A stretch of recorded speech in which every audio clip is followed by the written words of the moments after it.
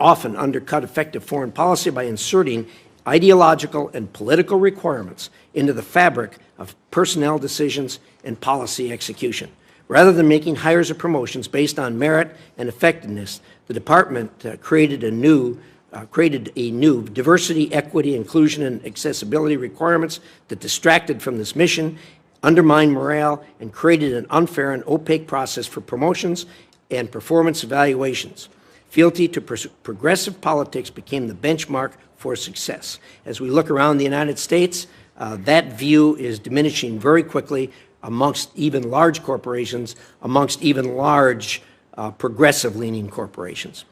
Adherence to these goals was assured at the State Department through a rigid enforcement structure that included senior advisors for DEIA in nearly every bureau and Soviet-style anonymous reporting portals where employees were encouraged to denounce colleagues who would not toe the company line.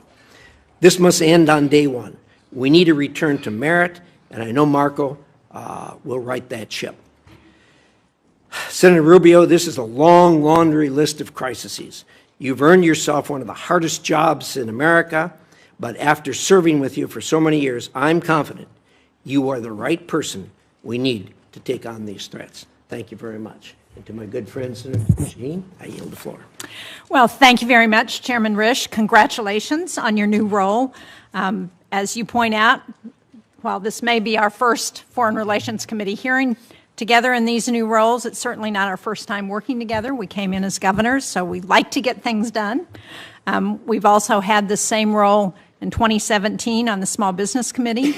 So I look forward to working with you and to our opportunity for this committee to get a lot of work done.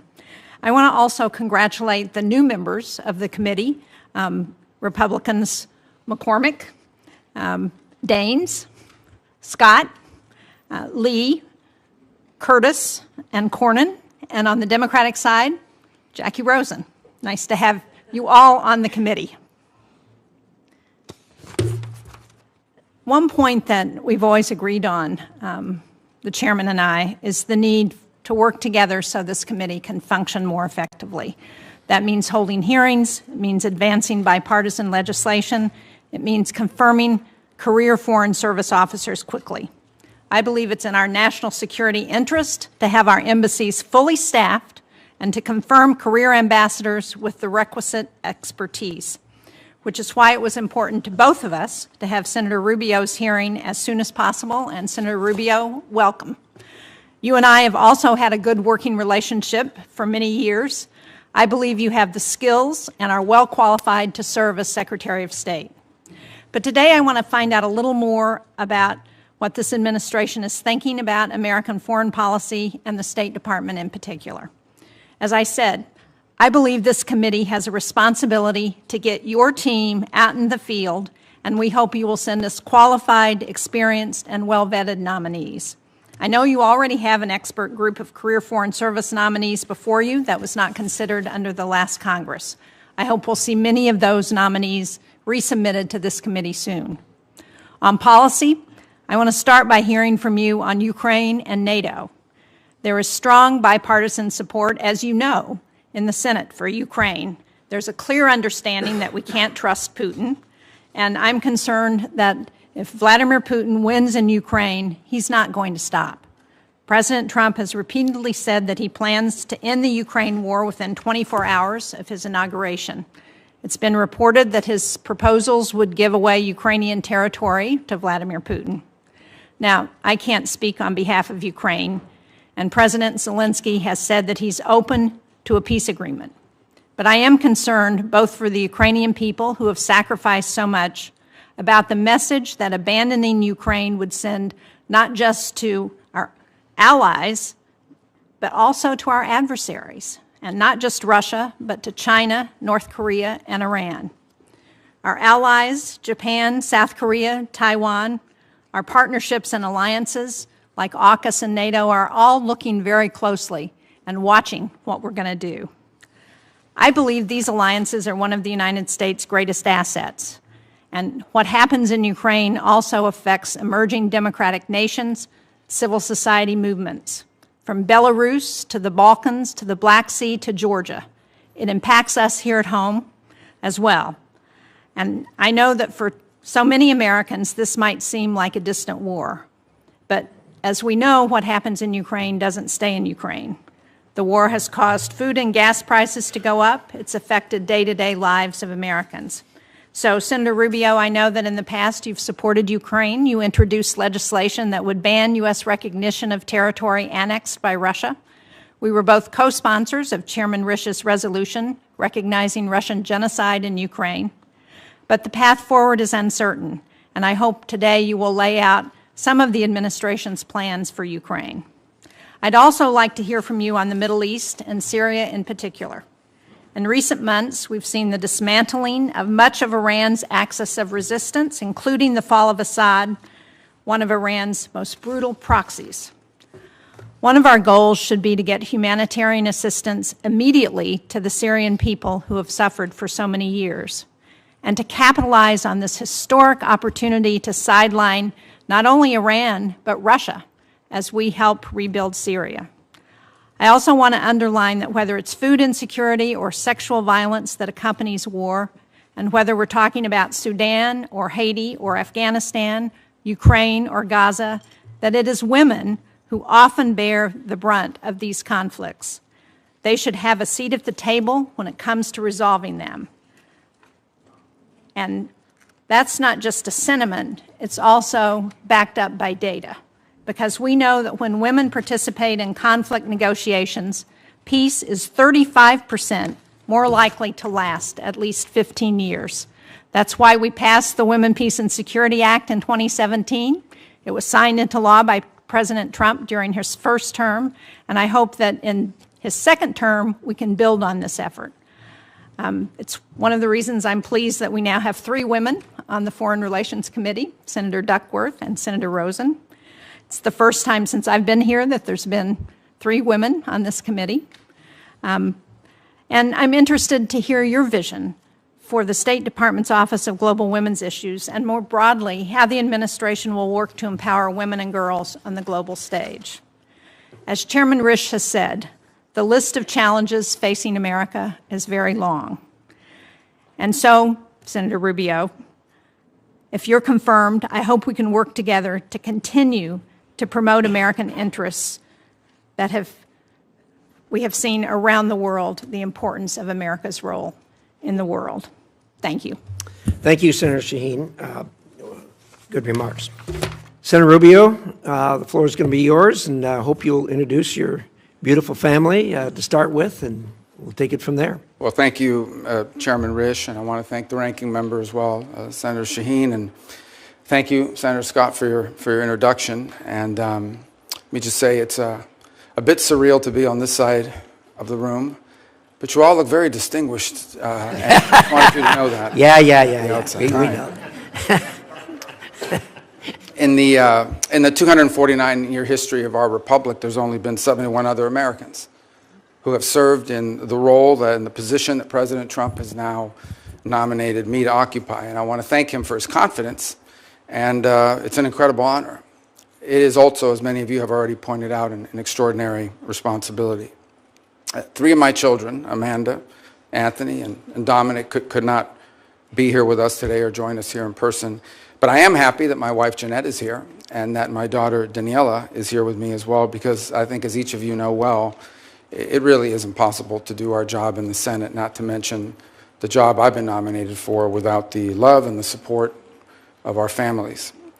I'm also very pleased that my sisters, Barbara and Veronica, and my nephew Orlando, are joining me here today. And to me, it's a reminder that the path that brings me to this moment was paved by those who are not here with us today, by 2 parents who arrived here on May 27th of 1956 from Cuba, and they had nothing but the dreams of a better life. And because of them, I had the privilege to be born a citizen of the greatest nation in the history of mankind, and to be raised in a safe and stable home by parents who made their children's future the very purpose of their lives. I also want to acknowledge all the blessings that God has bestowed upon me in my life, My faith is critical and it's something I will lean and rely on heavily in the months that are ahead. In a tumultuous world where, in my faith, we are called to promote the cause of peace and the common good. And that task has gotten harder than it's ever been. And I will rely heavily on my faith and pray for God's blessings, that He will provide me the strength, the wisdom, and the courage to do what is right in these tenuous moments. At the end of the Second World War, the United States was, in the words of then Secretary of State, tasked with creating an order, a world order, a free half, as he quote in his quote, out of chaos, without blowing to pieces, without blowing the whole of the world into pieces in the process. And in the decades that followed, that global order served us quite well. Americans' incomes rose and communities flourished. Alliances emerged in the Indo-Pacific and Europe that led to the emergence of stability and democracy and prosperity in these regions. We've had forever war ever since. Little Marco, keep your hands off.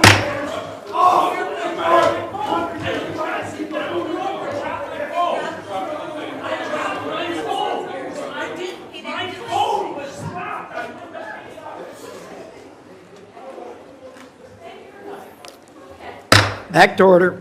All right, alliances emerged in the Indo-Pacific and in Europe that led to the emergence of stability, democracy, and prosperity, but it also prevented a cataclysmic world war.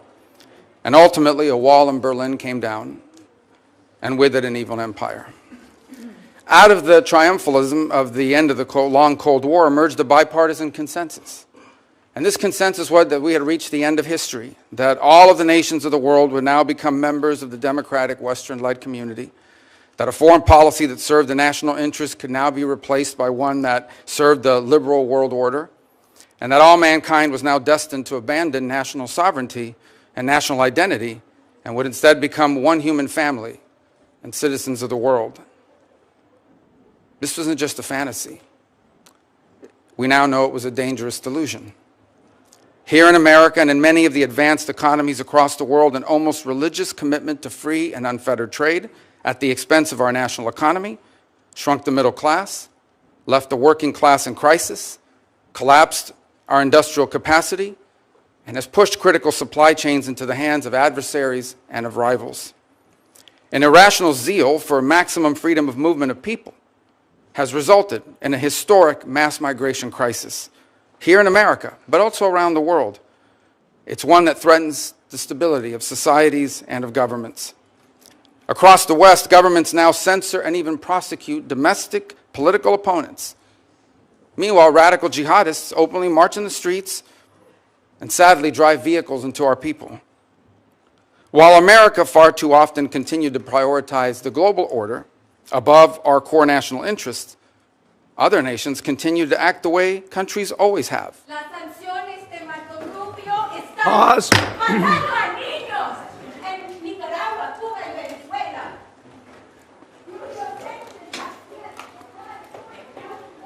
Back to order. I get bilingual protests, which is, I think, is an entry cool. As you know, that's a first here for us, at least in recent times. All right. Is a human right. All right. Education is a human right. Sanctions against Back to order. All right.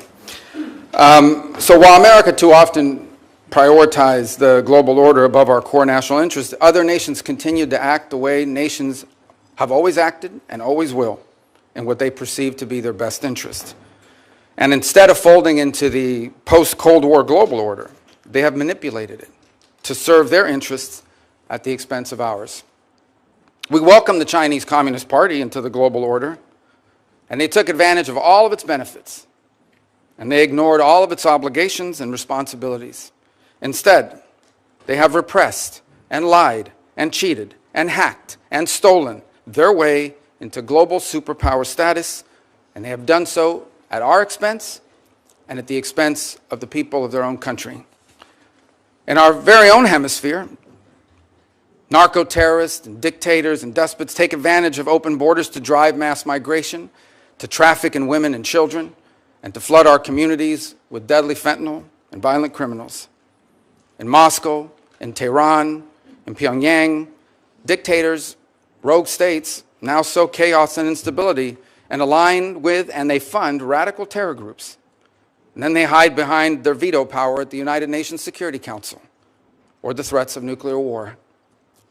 The post-war global order is not just obsolete, it is now a weapon being used against us. And all this has led to a moment in which we must now confront the single greatest risk of geopolitical instability and of generational global crisis in the lifetime of anyone alive and in this room today. 8 decades later, we are once again called to create a free world out of the chaos. And this will not be easy. And it will be impossible without a strong and a confident America that engages in the world, putting our core national interests once again above all else. Just 4 years ago, I believe we began to see the outlines and the beginnings of what that would look like. During President Trump's first term, American strength was a deterrent to our adversaries, and it gave us leverage in diplomacy. There were no new wars. ISIS was eviscerated, Soleimani was dead, the historic Abraham Accords were born, and Americans were safer as a result. Now, President Trump returns to office with an unmistakable mandate from the voters.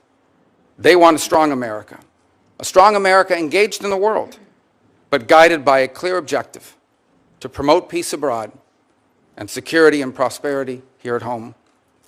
That is the promise that President Trump was elected to keep. And if I am confirmed, keeping that promise will be the core mission of the United States Department of State. Now, tragically, horrifying atrocities and unimaginable human suffering can be found on virtually every continent. And I am certain that today I will be asked about the array of programs and the activities the Department of State carries out to address them. We are a nation who was founded on the revolutionary truth that all men are created equal, and that our rights come not from man or from government, but from God. And so we will never be indifferent to the suffering of our fellow man. But ultimately, under President Trump, the top priority of the United States Department of State will be the United States. The direction he has given for the conduct of our foreign policy is clear. Every dollar we spend, every program we fund, every policy we pursue must be justified by the answer to one of 3 questions. Does it make America safer? Does it make America stronger? Or does it make America more prosperous? Under President Trump, the dollars of hardworking American taxpayers will always be spent wisely, and our power will always be yielded prudently and towards what is best for America and Americans before anything and everything else. Prudence in the conduct of foreign policy is not an abandonment of our values. It is the common sense understanding that while we remain the wealthiest and the most powerful nation on the earth, our wealth has never been unlimited, and our power has never been infinite.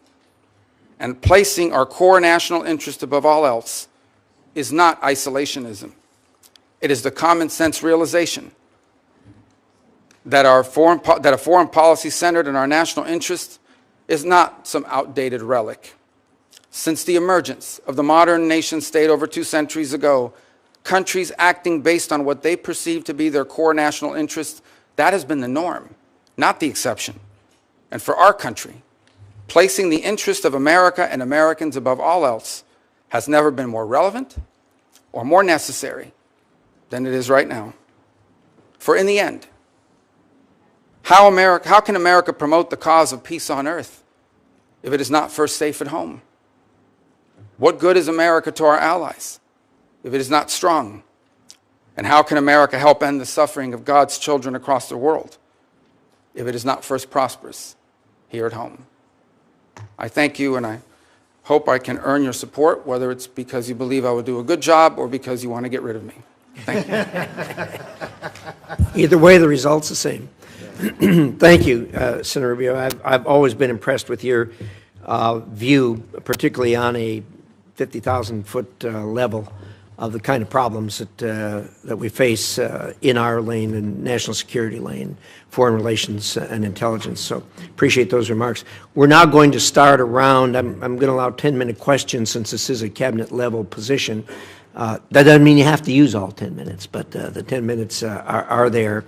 And what I'm going to do in this hearing and what I'm going to do in future hearings is I will call on people based on seniority on the committee at the time the gavel goes down. And if you come after that, you'll be put in line after that, and we'll go down the list like that.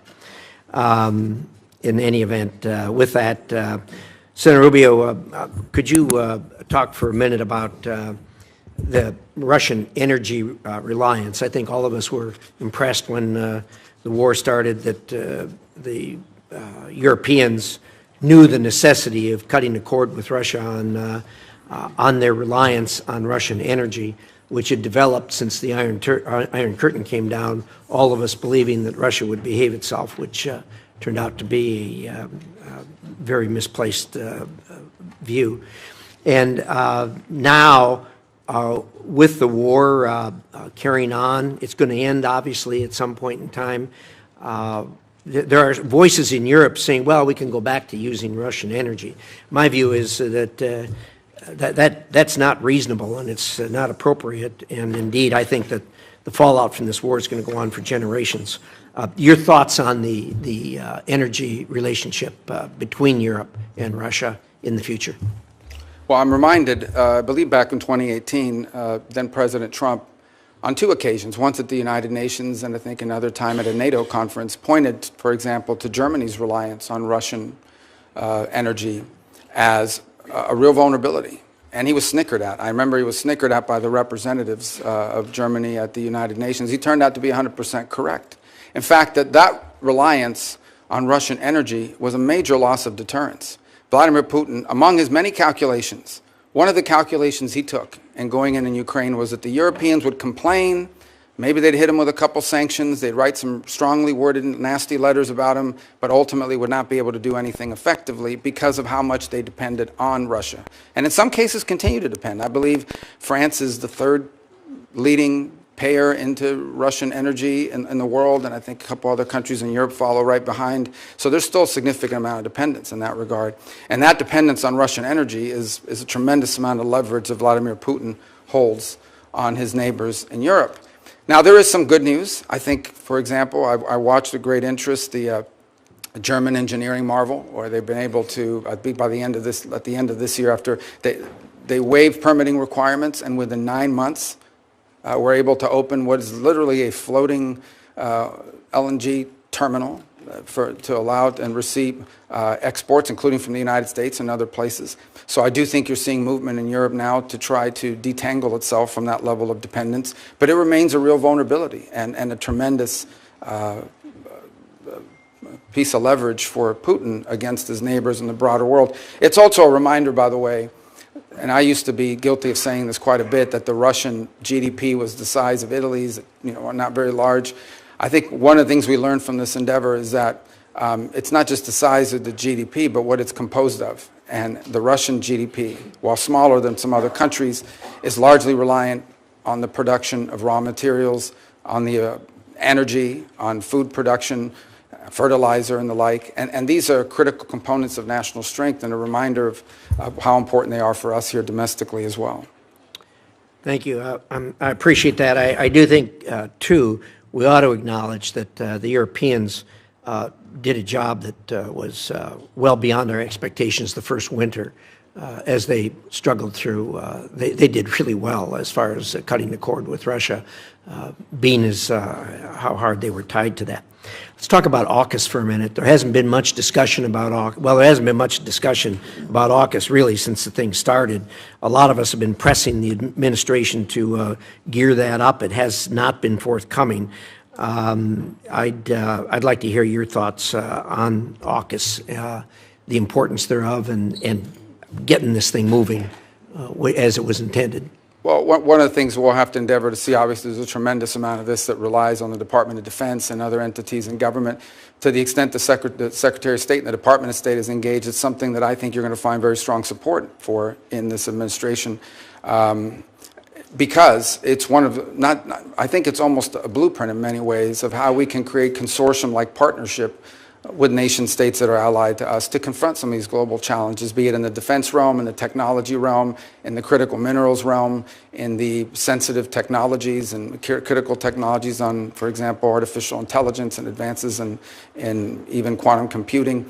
This obviously is more defense related, but it's one example of how we can leverage the power of these partnerships with allies, 2, 3 countries in some cases, broader in others, to reach outcomes and objectives, such as creating a geopolitical and strategic balance in the Indo-Pacific region and beyond. So we'll have to look at that and to see what components of whatever impediments exist can be removed by the action of the Department of State. But it also reminds us that in many of these, very few of these global issues are entirely reliant on the Department of State. The Department of Energy, the Department of Defense. We have a host of other government agencies, commerce in many cases, who also play a critical role in expediting and going through, for example, some of the lists of technologies that perhaps are not being transferred because they've been deemed as sensitive. But in the case of our strong and close allies, that's the point, right? Is that you want to be able to find yourself in a situation where you can accelerate partnership by making available to key allies these sensitive technologies that we wouldn't want to see in the hands or developed by an adversary or unaligned country. Thank you. I appreciate that. Our view is aligned, particularly on the excluded technology list. These are our closest and most trusted allies. And unfortunately, the current administration has really been difficult to work with as far as getting through that excluded technology list, and I hope you'll help expedite that. Let me talk for a minute about the International Criminal Court. Look, as you know, we've got real problems there. The court originally was intended, at least from our point of view, to be a court that focused on international crimes that were committed by people from countries who did not have a robust democracy nor a robust judicial system that held its own people accountable for crimes. The court's gone beyond that, obviously. They are not only focusing on people who aren't accountable elsewhere, but they're also focusing on people who come from countries that solve their own problems, like the United States of America and like Israel. The most recent obvious thing that flowed from that was the indictment on the same day of Netanyahu plus a Hamas character. Any court that is a court of law has to be able to recognize good from bad. And when you try to indict two people and show some type of moral equivalency in that regard, they're just barking up the wrong tree. And I think, unfortunately, we're going to have to rein them up. Your thoughts on that? Well, I think the ICC has done tremendous damage to its global credibility. First of all, it is going after a non-member state on the claims that I believe, in fact, I think just in the last 24 hours, the Israeli High Court filed an appeal before the ICC, even though it's not a member state. And I saw some of the filings from the prosecutor. Mr. Khan was involved in that process.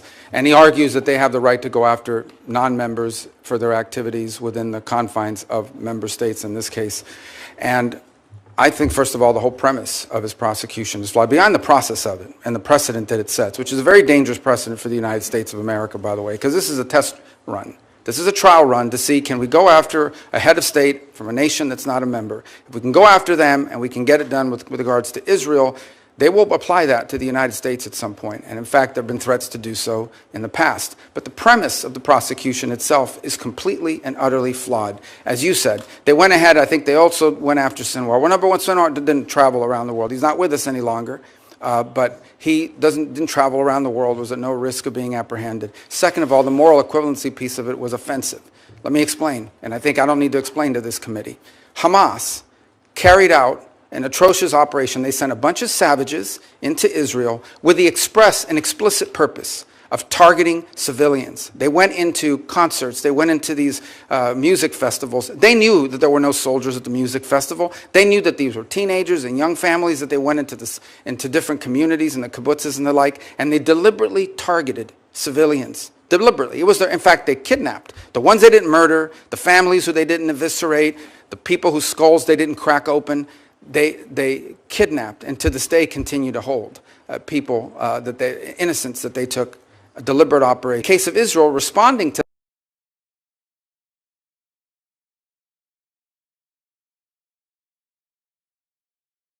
that attack has had to go after Hamas, side by side with a group of savages like Hamas.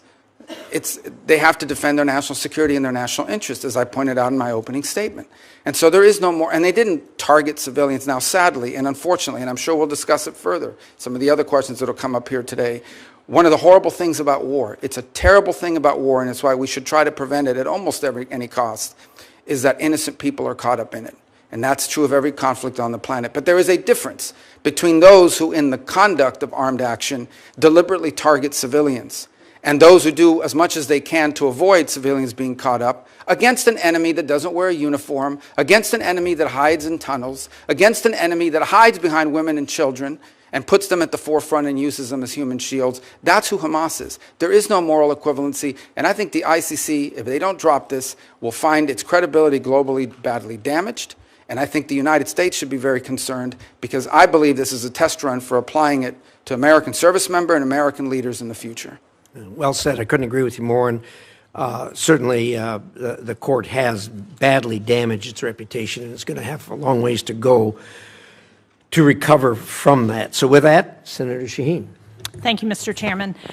Senator Rubio, as I said in my opening statement, I hope that this committee can better collaborate to swiftly confirm career Foreign Service officers. These are patriotic Americans who have served under both Democratic and Republican administrations, and they work to advance U.S. national security interests.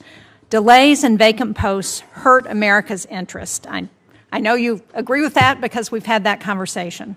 But will you commit to working with Chairman Risch and me to prioritize the advancement and confirmation of career State Department officials?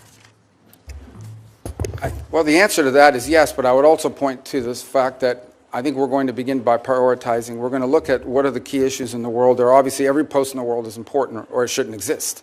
And then the question is, which are the ones we bring to you first? And those are the ones that I think are most critical.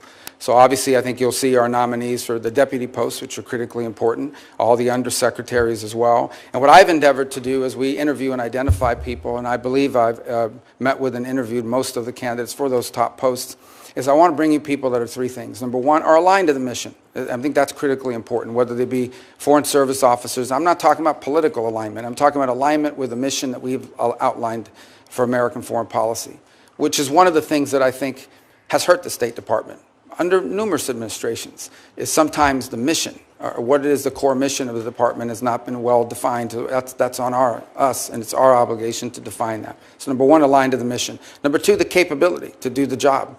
And I can tell you now that in my entire service on this committee, which spans 14 years, we always had fellows from the Department of State, I believe all of whom are still in the service of our country. And I intend, because I know them and I've worked with them, to utilize their skill sets in the department. And in fact, a couple who we hope will be returning home soon from foreign postings to work with us at the State Department closer to my office. But the point is that we want to have people that are highly capable, both those who we bring from what they call political appointees, but also those that are promoted from within the Foreign Service. And then the third are people that we can get through the committee, because time is of the essence. Now, you may not agree with all their views, whether they be Foreign Service officers or whether they be political, but I think it's important and we're not going to exclude someone just because we think that maybe they're going to have a rougher confirmation process than someone else. But I do think it's important that we have people in these positions as quickly as possible, and having served for 14 years on that side of this room, I understand that one of the things we can do to help expedite that is to bring you people that will do a good job, who are qualified for the job or mission aligned, but also that can move through this process quickly enough so that they can be at post and begin to fulfill their duties. If I have to wait a year to get them in place, well, I'm not sure on some of these issues we face today we have a year to wait. I certainly agree with that, and I appreciate your focus on mission and qualifications, because I think the committee will be looking closely at that. I want to go now to NATO, because in 2023, Congress overwhelmingly passed the bipartisan Kane-Rubio provision prohibiting any president from withdrawing the United States from NATO without Senate approval or an act of Congress. Will you commit to adhering to Senate approval or an act of Congress as required under that law that you authored if President Trump attempts to withdraw the U.S. from NATO? Well, first let me say that President Trump has appointed an ambassador nominee for NATO, which clearly indicates his role to engage in that. Second is the law is what it is. Obviously, as you've mentioned, I was a co-sponsor of the law, and so it's tough to say I'm not in support of a law that I hope to pass, and that I think it's an important role for Congress to play, because frankly, it's not just about the withdrawal piece of it, it's the contributions we make towards the power of the purse still resides with the Congress. Now maybe, as if confirmed, moving towards the executive branch, I'll become I'll forget that lesson a little bit. I hope not. But ultimately, I still recognize and understand that the power of the purse is with Congress, and it's an incredibly important power. Let me point on NATO one thing. I think there's a misunderstanding about it. The NATO alliance is a very important alliance. I believe that. I believe alliances can be, and has been very useful. Without the NATO alliance, there is no end to the Cold War. In fact, without the NATO alliance, it's quite possible that much of what today, at the time, today we know as Europe, would have fallen victim to aggression. But what's important for the United States is not just to have defense allies, it's to have capable defense allies, allies who are capable of defending their region. And I think there is a question to be asked. I'm not stating a public policy position, I'm stating a question to be asked, and that is, should the role of the United States in NATO in the 21st century be the primary defense role, or as a backstop to aggression, with countries in the region assuming more of that responsibility by contributing more? Now look, in fairness, and I think the further east you move in Europe, the more money you see spent on the military as a percentage of GDP. But I think there's been broad acknowledgement across Europe and across multiple administrations, both Republican and Democrat, that our NATO partners, these are rich, advanced economies, need to contribute more to their own defense and ultimately to the NATO partnership as well. And that's a demand that's been made by multiple presidents across the years. And the fact that that is true has been revealed by what's happened with Ukraine. Look at the ramp up in defense spending and the industrial capacity of multiple countries in Europe as a result of an armed conflict. Imagine if that capacity had been there before, it quite possibly might have had a deterrent effect as well. So I think it's important that we have alliances, but we have to have alliances with strong and capable partners, and not those who sort of have viewed the U.S. and the NATO defense agreement as an excuse to spend less on defense and more on some domestic needs. We have domestic needs too. These advanced, rich countries in Western Europe have enormous safety nets programs that they fund. We have domestic needs as well, but they've been able to divert or grow those programs because they don't have to spend as much on defense as we do as a percentage of our overall economy. And that dynamic needs to change, and I expect that President Trump will continue to forcefully make that point. And as you know, this committee and the Senate NATO Observer Group, which I co-chair, has made that point repeatedly, and we are now up to 23 of the 32 NATO nations who are meeting their 2% of GDP, and we have a number of them who are going beyond that, and it's appropriate. And I think the sentiment on this committee would be to agree with what you're saying, but to ensure that we continue to have a strong NATO, I think will be important not only to European security, but most important to our own security. I appreciate, we talked about Ukraine. I appreciate your past leadership in supporting Ukraine's fight for sovereignty. More recently, you voted against supplemental funding for Ukraine and against forgiving loans for Ukraine in November, loans that would be critical to Ukraine's economic stability. So can you talk about how your views on Ukraine have developed and where you are now, and what you think is important for us to do in order to ensure that there is the strongest possible negotiating position if Ukraine and Russia do get to the negotiating table? Sure. First, let me point out, and although I'll still speak to my view of the process, that I voted against that bill because I said I would not vote for a bill unless it addressed the crisis at our southern border as part of the overall arrangement. That was not done, and so I voted against it. That said, here's my view of a situation. Once this war became what we now know it is, and that is a war of attrition, a stalemate, a protracted conflict, the dynamic on that situation has changed. It has. And I believe, and I think that this echoes with the President. Let me first echo the President's words and what he said in an interview about a year ago. He was asked about the war in Ukraine. He says, I want the dying to stop. I want people to stop dying. I want the killing to stop. And frankly, I don't know how anyone could say they don't. The destruction that Ukraine is undergoing is extraordinary. It's going to take a generation to rebuild it. Millions of Ukrainians no longer live in Ukraine. And the disruption, that means how many of them are going to come back, and what are they going to come back to? Even as I speak to you now, the Ukrainian infrastructure and their energy infrastructure is being decimated in ways that are going to cost hundreds of billions of dollars to rebuild over the next decades. So this is an important conflict, and I think it should be the official position of the United States that this war should be brought to an end. And the question becomes, what role can we play? And I think the first is by making that abundantly clear. And my differences with the Biden administration throughout this process is that they never clearly delineated what the end goal of the conflict was. What exactly were we funding? What exactly were we putting money towards? And many occasions it sounded like however much it takes for however long it takes. That is not a realistic or prudent position. The truth of the matter is that in this conflict, there is no way Russia takes all of Ukraine. The Ukrainians are too brave and fight too hard, and the country is too big. That's not going to happen. It's also unrealistic to believe that somehow a nation the size of Ukraine, no matter how incompetent and no matter how much damage the Russian Federation has suffered as a result of this invasion, there's no way Ukraine is also going to push these people all the way back to where they were on the eve of the invasion, just given the size dynamic. I saw a quote recently, and I wish I could attribute to who it was, but the quote was, and I think it was very wise, where they said the problem that Ukraine is facing is not that they're running out of money, it's that they're running out of Ukrainians. There's a size differential here that's important. Now, what Vladimir Putin has done is unacceptable. There's no doubt about it, but this war has to end. And I think it should be the official policy of the United States that we want to see it end. Now, what that master plan looks like is going to be hard work. This is not going to be an easy endeavor.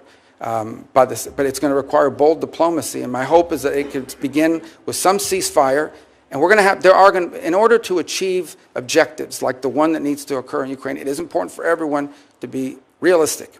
There will have to be concessions made by the Russian Federation, but also by the Ukrainians, and the United States lend itself there. It's also important that there be some balance on both sides. In essence, it will be difficult to achieve this objective of a ceasefire and ultimately a peace settlement unless both sides have leverage. Putin's goal now is to have maximum leverage so that he can basically impose neutrality on Ukraine, retrofit, and come back and do this again in 4 or 5 years. And that's not an outcome I think any of us would favor. By the same token, I think it's important that the Ukrainians have leverage, but they also will have to make concessions to reach this agreement. It's going to be very difficult. This will not be easy. Conflicts of this nature that have historical underpinnings to it are going to require a lot of hard diplomacy and tough work, but that's something that needs to happen. This conflict needs to end. Well, I'm out of time, but I appreciate your last comment about the importance of leverage, and it's important for the United States to do what we can to help provide that leverage to Ukraine so that they can be in the best negotiating position possible with Russia. Thank you very much. Thank you, Senator Shaheen. Senator Ricketts. Thank you, Mr. Chairman. Well, Senator Rubio, congratulations on your nomination to this very, very difficult job. I want to thank you for your previous service in the U.S. Senate and your willingness to take on this job should you be confirmed. And I also want to thank your family as well for their support for you to be able to be a U.S. Senator and to apply for this job as Secretary of State. And I want also to express my gratitude to all the members of the State Department.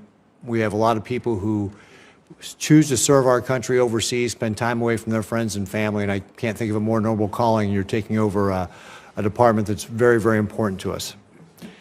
On Sunday, Jake Sullivan, the President Biden's National Security Advisor, said, quote, "The American people are safer and the country is better off than we were 4 years ago." Let me repeat, the American people are safer and the country is better off than 4 years ago. I don't know who believes that. I don't believe that. I think the election results demonstrate the vast majority of Americans don't believe that. We don't believe it at home. Inflation has hurt average Americans' pocketbooks. Open border policies have put Americans at risk. And I don't believe we see it overseas. In fact, Senator Rubio, should you be confirmed, you're being handed a job at a time when this country is in the most danger we've been in since World War II. It's a very dangerous time in the world, and your opening remarks demonstrate that you know that. We're not better off, and we're not safer. President Biden started this with a disastrous withdrawal from Afghanistan that projected weakness and an incomprehension of what it means to have a policy of deterrence. Vladimir Putin invaded Ukraine and started the largest war in Europe since World War II after that withdrawal. I believe it's because he saw weakness in this Biden administration. It's been the president's fear of helping Ukraine that has contributed to putting them in the untenable position they are today by slow rolling the weapons that Ukraine needs to be able to defend themselves. His incomprehensible and incoherent policy has caused him to handcuff American liquid natural gas exports while delaying tough sanctions on the Russian oil and gas industry, which, as you know, is the lifeblood of the Russian war machine. The Middle East is equally disastrous. Instead of enforcing sanctions on Iran, Biden naively tried to resurrect the Iran nuclear deal, enabling the regime to generate $100 billion in oil revenue. And I want to point out that during the Trump administration, because of sanctions, Iran's foreign reserves fell from $122 billion to less than $14 billion. That hampered their ability to be able to fund terrorist groups like Hamas and Hezbollah and the Houthis. What the Biden administration has done is allowed the Iranian regime to enrich enough weapons-grade uranium to be a week or two away from having a nuclear weapon. And since October 7th, President Biden has not supported Israel in the way he's needed. And because of the previous mentioned money that he's allowed the Iranians to have, that has funded the terrorist groups like Hamas and Hezbollah, our allies like Israel have been attacked. And we've been attacked directly. Thankfully, Israel's had the courage to stand up to these terrorists and take matters into its own hand. And it's led to the decimation of Hamas and Hezbollah. But no amount of revisionist history can change the fact that this was despite the lack of support from the Biden administration, not because of the support from the Biden administration. And of course, let's not forget North Korea and how dangerous they have become, and the fact that we are now seeing North Korean troops in Europe. A thought 4 years ago that was unthought by anybody. And of course, one of the most concerning things is Biden's weakness has emboldened the greatest adversary we have on the face of the earth right now, which is the People's Republic of China. The People's Republic of China is the head of the snake of this axis of dictators that are challenging the United States today. They are challenging our freedom, our security, and the very way of life we have. Beijing has had a direct hand in each of the problems I just mentioned. That's why addressing any one of them cannot be done without making sure that we are thinking about how we are deterring the People's Republic of China. When everything is a priority, nothing's a priority. And Senator Rubio, your top priority must be the People's Republic of China. Since the election in November, so this is all within the last 2 months, the PRC has hacked our Treasury Department, including CFIUS. Continuo has been described as the worst telecom hack in U.S. history. Sabotaged important undersea communication cables in Asia and Europe, deployed ships to the South China Sea to harass our allies like the Philippines in their own territorial waters, simulated a naval blockade of the Japanese islands for the first time, conducted the largest naval drills in decades targeting Taiwan and the broader Western Pacific, revealed new mobile piers suitable for a Taiwan invasion, unveiled advanced aircraft, and launched the world's largest amphibious warship, and they've allowed Iran to draw down and ship nearly 3 million barrels of oil from a storage site in China. It's obvious that Xi Jinping is positioning his chess pieces in preparation for war. He's directed his military to be prepared to take Taiwan by 2027, and folks, that's only 2 years away. Now, it's true that does not mean that he will invade in 2027, and it's also true that it's not predetermined, but it should be very concerning to all of us that he's given his military that direction. Because time and time again, dictators tell people what they're going to do, and then they go out and try and do it. The only thing that dictators respond to is force, strength, peace through strength. This was something Ronald Reagan understood a long time ago, and it's what we have to get back to in the United States. Xi Jinping is vowed to be the world-dominating power by 2049. We should take him at his word. That's what he believes he is going to try and do. It's time for us to go on the offensive and abandon illusions about what kind of adversary we're faced. This is not a managed competition. This is a competition we must win. It will take more than an all-of-government approach. It'll take an all-of-society approach to be able to win this. As our lead diplomat, Senator Rubio, you are in a position to set the tone. And that's why I can't think of a better pick to be the Secretary of State than you. So, first of all, do you agree that the PRC is the biggest threat that we face as the United States?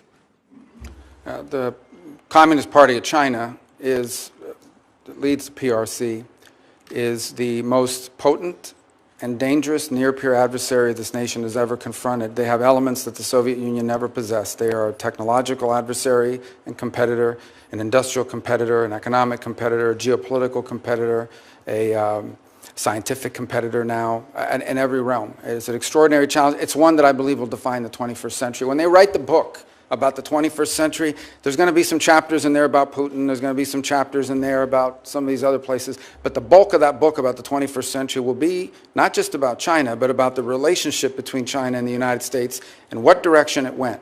And I think you're alluding to it in your statement. I know you may have another question. I don't want to eat up all your time, but I do want to say this. The Chinese believe that the United States are a great power in inevitable decline and that they are an inevitable rise. Now, they already are. They're going to be a rich and powerful country, and we're going to have to deal with them. The danger is that because of our own actions, in many cases, a dangerous imbalance is built up in that relationship. We allowed them for years to pretend that they were some developing countries, so we should allow them to continue to cheat on trade and commerce. We should allow them to continue to expand. They lied about not militarizing and populating island chains in the South China Sea and the like. We allowed them for years, before we got serious about it, to conduct grotesque human rights violations against Uyghur Muslims, as an example. One of the most horrifying things happening on the planet. And for years, no one talked about it, which, by the way, not just has a human rights component to it, it allows them to use slave labor to produce goods that, at the expense of the rest of the world. Talk about not just a horrific humanitarian crisis, but an unfair trade practice as well. We've allowed them to get away with things. And frankly, the Chinese did what any country in the world would do given these opportunities. They took advantage of it. And so I think now we're dealing with the ramifications of it. I agree 100% what you said, but I remind you, and I remind everyone, I guess I want to make this point, that much of what we need to do to confront China is here at home. It's not just abroad, it's also here at home. We have to rebuild our domestic industrial capacity, and we have to make sure that the United States is not reliant on any single other nation for any of our critical supply chains. And with 4 seconds left, how are you going to explain that to your average American, that we need this all-society approach, and your point exactly, that it needs to begin here at home, and so that people from my state, Nebraska, will understand and get on board? If we stay on the road we're on right now, in less than 10 years, virtually everything that matters to us in life will depend on whether China will allow us to have it or not. Everything from the blood pressure medicine we take to what movies we get to watch, and everything in between, we will depend on China for it. They have come to dominate the critical mineral industry supplies throughout the world. Everywhere in the world, they've now established critical mineral rights.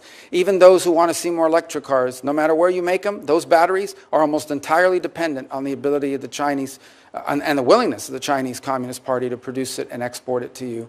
So if we don't change course, we are going to live in a world where much of what matters to us on a daily basis, from our security to our health, will be dependent on whether the Chinese allow us to have it or not. That's an unacceptable outcome. Great. Thank you, Senator Rubio. Next is Senator Merkley. Thank you, Mr. Chair, and thank you, Senator Rubio. And I've enjoyed working with you on the Congressional Executive Commission on China, which engages in many issues related to their treatment of folks from the Tibetans to the Uyghurs, to their position regarding Hong Kong and Taiwan. But let's talk about Taiwan. I had the chance to go to Taiwan in the year 2000. It was the second presidential election there, and it was the first one where people were becoming convinced that they actually might be able to hold a democracy. I believe they've earned the right to have a voice in international affairs, and I also believe that they are at great risk right now with mainland China. Xi's plan to be aggressive militarily towards them, as my colleague Senator Ricketts just noted. Will you support in your role as Secretary of State Taiwan's right to have a voice in international affairs, participate in international forums? And will you support the porcupine strategy, providing that we will supply them with defense articles and defense services in such quantity as may be necessary to enable Taiwan to maintain a sufficient self-defense capability. By the way, that phrase is from the 1979 Taiwan Relations Act. It's in our current law. Yeah, let me just point out that on the Taiwan Relation Act, and I believe of the year 2016, I was the lead Republican sponsor in reauthorizing and reinvigorating it. I think that the multiple or consecutive presidential administrations of both parties have made clear that the policy of the United States towards Taiwan is encapsulated not just in the Taiwan Relations Act, but in the 6 assurances that multiple administrations, including the Trump administration and now the Biden administration, have made clear are our policies. With regards to your second point about international forums, ASEAN is a great example of one in which that's being tested. Last year at their conference, the Chinese were able to prevent participation by the Taiwan, any mention of Taiwan in the memorandum. And then this year they're working very hard to make sure that no one associated with Taiwan is anywhere near it. So this is just one more example of how they're being excluded. I would also point to the Western Hemisphere. I know that sounds like half a world away, but you understand this issue. The majority of nations on Earth that continue to recognize and have relations with Taiwan, the vast bulk of them, or the plurality, are within the Western Hemisphere. They've undertaken a very aggressive action in just the last 7-8 years to get these countries to flip. They got Panama to flip, then they got Panama to convince the Dominican Republic to flip. They've targeted multiple other nations, and Nicaragua most recently, to flip. So I think that's an important thing for us to keep in mind and make a priority. And I also think it's important to recognize allies in the region like Paraguay that have not flipped, and others who have stayed strong in that regard. On the porcupine strategy, because I know it may sound weird to people, or if anyone's watching this, I know what the ratings are, but hopefully not high. And but let me just say that when the porcupine strategy, what it really means is you want to make the cost of invading Taiwan higher than the benefit. We want to discourage that by the Chinese believing that, yes, could they ultimately win an invasion of Taiwan, but the price would be too high to pay. It's basically deterrence. And I think that's critical, not just to defending Taiwan, to preventing a cataclysmic military intervention in the Indo-Pacific. And that's what it would be. And I would make one more point, and again, I don't mean to want to be alarmist about it, but if you listen to Xi Jinping, and it's important when you listen to him, and I say listen, read, don't read the English translation that they put out, because the English translation is never right. You have to read the real translation on what they actually said in their native tongue. What they're basically saying is that this is a foundational and definitional issue for Xi Jinping personally. And as a result, I think we need to wrap our head around the fact that unless something dramatic changes, like an equilibrium where they conclude that the costs of intervening in Taiwan are too high, we're going to have to deal with this before the end of this decade. And so strongly support for the porcupine strategy. Thank you. And I know people in Taiwan... I just don't like saying porcupine, but yes. You know, when I went to Taiwan in November and met with the president and other leaders, they are extremely nervous right now. And part of the reason they're nervous is they're concerned about how things play out in Ukraine as possibly creating an incentive for China. And I take your point about the current stalemate and the fact that there is a range of objectives that are out of reach for other side. But I do feel like our partnership with NATO and our continued supply of war material that enable Ukrainians to keep fighting until that resolution is done is extremely important, because if Ukraine collapses, it will say a lot to China about whether we will stay the course in assisting Taiwan. Not to mention, it will be a catastrophe for democracy and a catastrophe for the Ukrainians. I don't know if you share that view. Well, I think, first of all, our goal, as President Trump has stated, is he wants the dying to stop. He wants the killing to stop. So it's very difficult to reach an accord or an agreement that begins with a ceasefire and ends with a peace agreement unless both sides have some leverage. Now, there's some leverage that exists beyond military capabilities as well. We have a significant number of sanctions on the Russian Federation, and they continue to grow and expand, and other nations do as well. And that will have to be part of this conversation in terms of bringing about a peaceful resolution. And then there's the question of the long-term security and stability of Ukraine.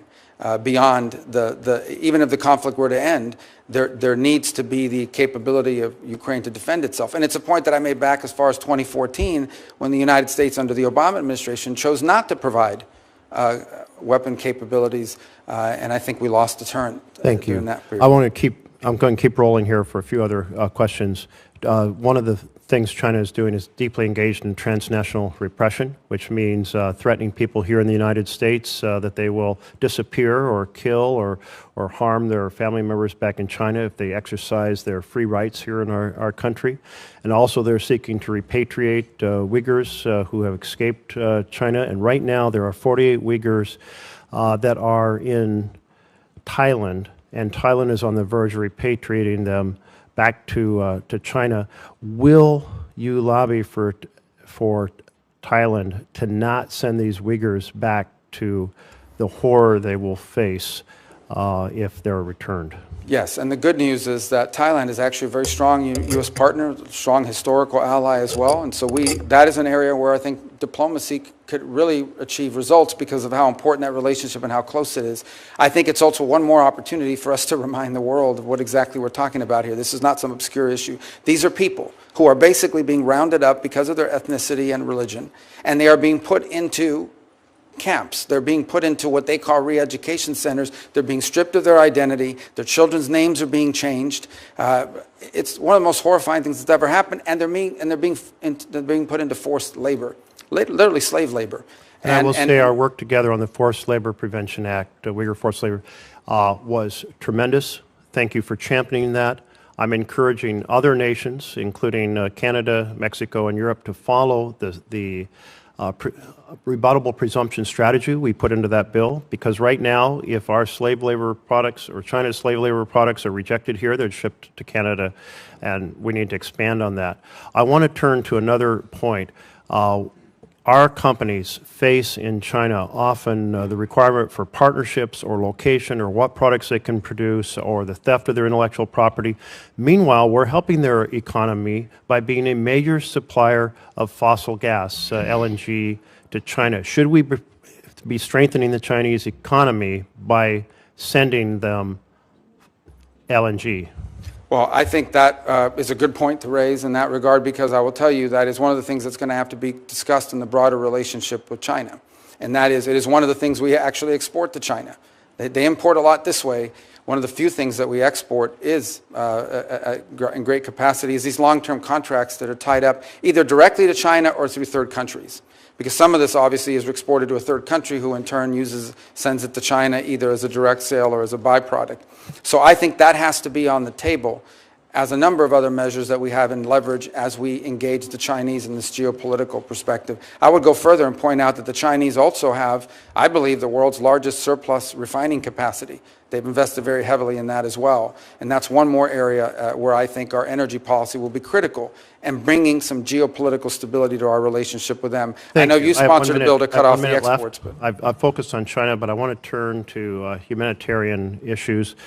I, by the way, fully support Israel's ability to respond to Hamas, but I am very concerned about how it has played out in terms of the massive humanitarian conditions in Gaza.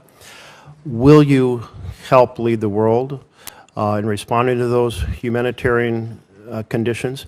And there is a proposal for a broad regional agreement that would provide security to Israel, peace with all their Arab neighbors, building on the Abraham Accords, that in return would create a framework to have a concrete steps towards a Palestinian state.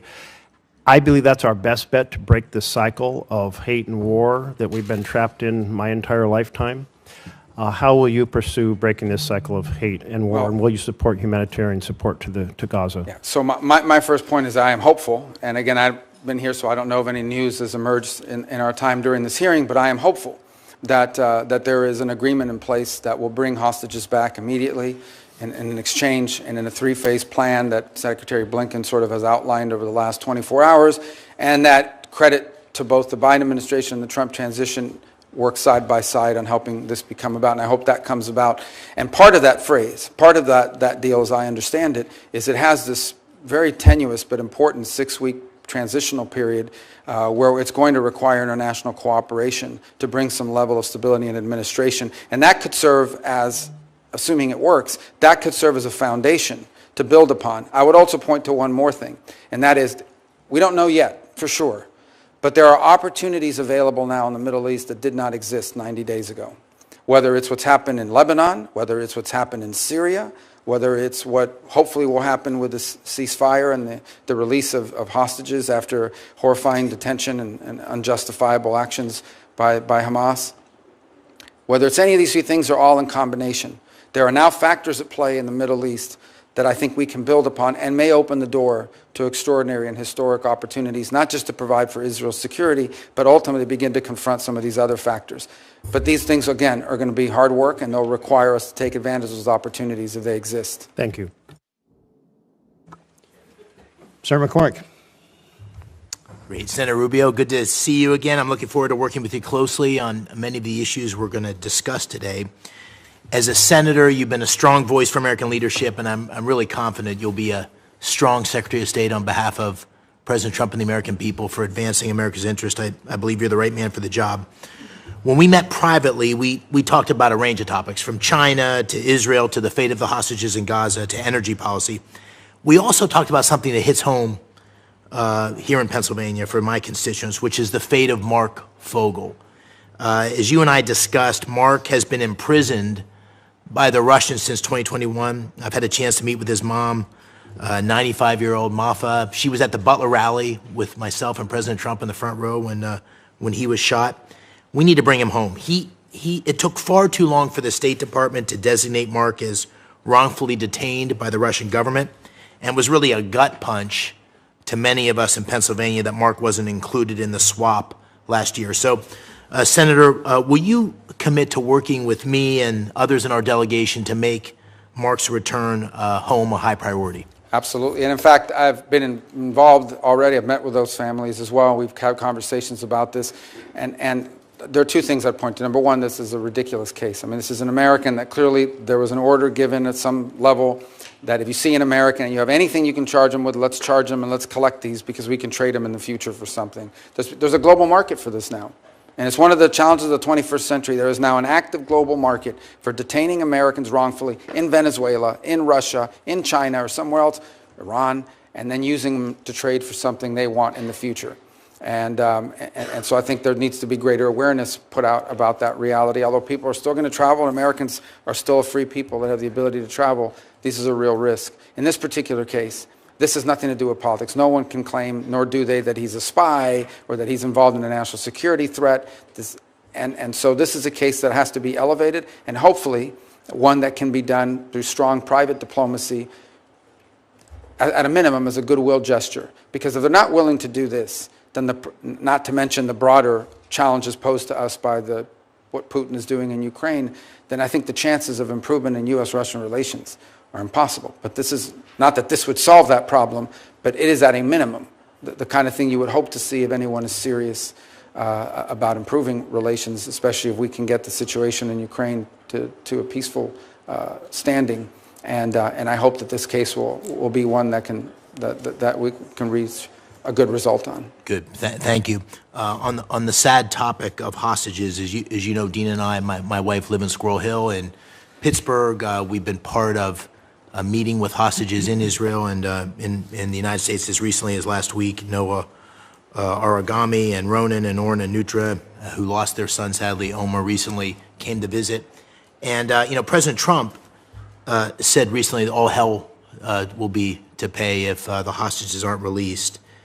If confirmed, what emphasis would you put on releasing those hostages in Gaza? Do you agree that a permanent ceasefire in Gaza absolutely must include the release of those hostages? Well, it must include it, because if it doesn't, there won't be a ceasefire for long. I mean, the Israeli commitment to bringing back their civilians, that's what these are. These are civilians. These are people, these are innocent people who were targeted and have been held in horrifying conditions, the health and well-being of which many of them we still don't know, but we believe there's a substantial number that are going to be released as part of this first tranche. And that's an important point as well. In regards to this agreement that has now been publicly reported on, it's not everyone. I think there's a first tranche of women, children, and people over a certain age, and then a second tranche of releases of males that are of military age, who they claim are all combatants, even though they are not. They just happen to be of a certain age. But without the hostage situation resolved, this situation will not be resolved. It is the linchpin of what's happened now. Hamas has been severely degraded, but these people, that include a number of American citizens, need to be home as soon as possible, and that will remain a priority in any engagement that we're involved in with regards to not just a ceasefire, but some permanent peace process moving forward. Very good. Thank you. Since October 7th, there's been a disturbing rise in anti-Semitism, pro-terrorist violence in our cities, on college campuses. You and I had the opportunity to write an op-ed together. And in that op-ed, we called on foreign nationals who support Hamas or other terrorist organizations to lose their visas and to be sent back to their home countries. As Secretary of State, of course, you'll be responsible for overseeing the issuance of visas. How will you enforce our laws to ensure that we remove supporters of terrorist groups from our country? Listen, my view on this is one of common sense. Okay? If you apply for a visa to come into the United States, and in the process of being looked at, it comes to light that you're a supporter of Hamas, we wouldn't let you in. If we knew you were a supporter of Hamas, we would not give you a visa. So now that you got the visa and you're inside the U.S., and now we realize you're a supporter of Hamas, we should remove your visa. If you could not come in because you're a supporter of Hamas, you should not be able to stay on a visa if you're a supporter of Hamas. That's how I view it. And I think that's just an issue of common sense. And we intend to be very forceful about that. Good. Thank you.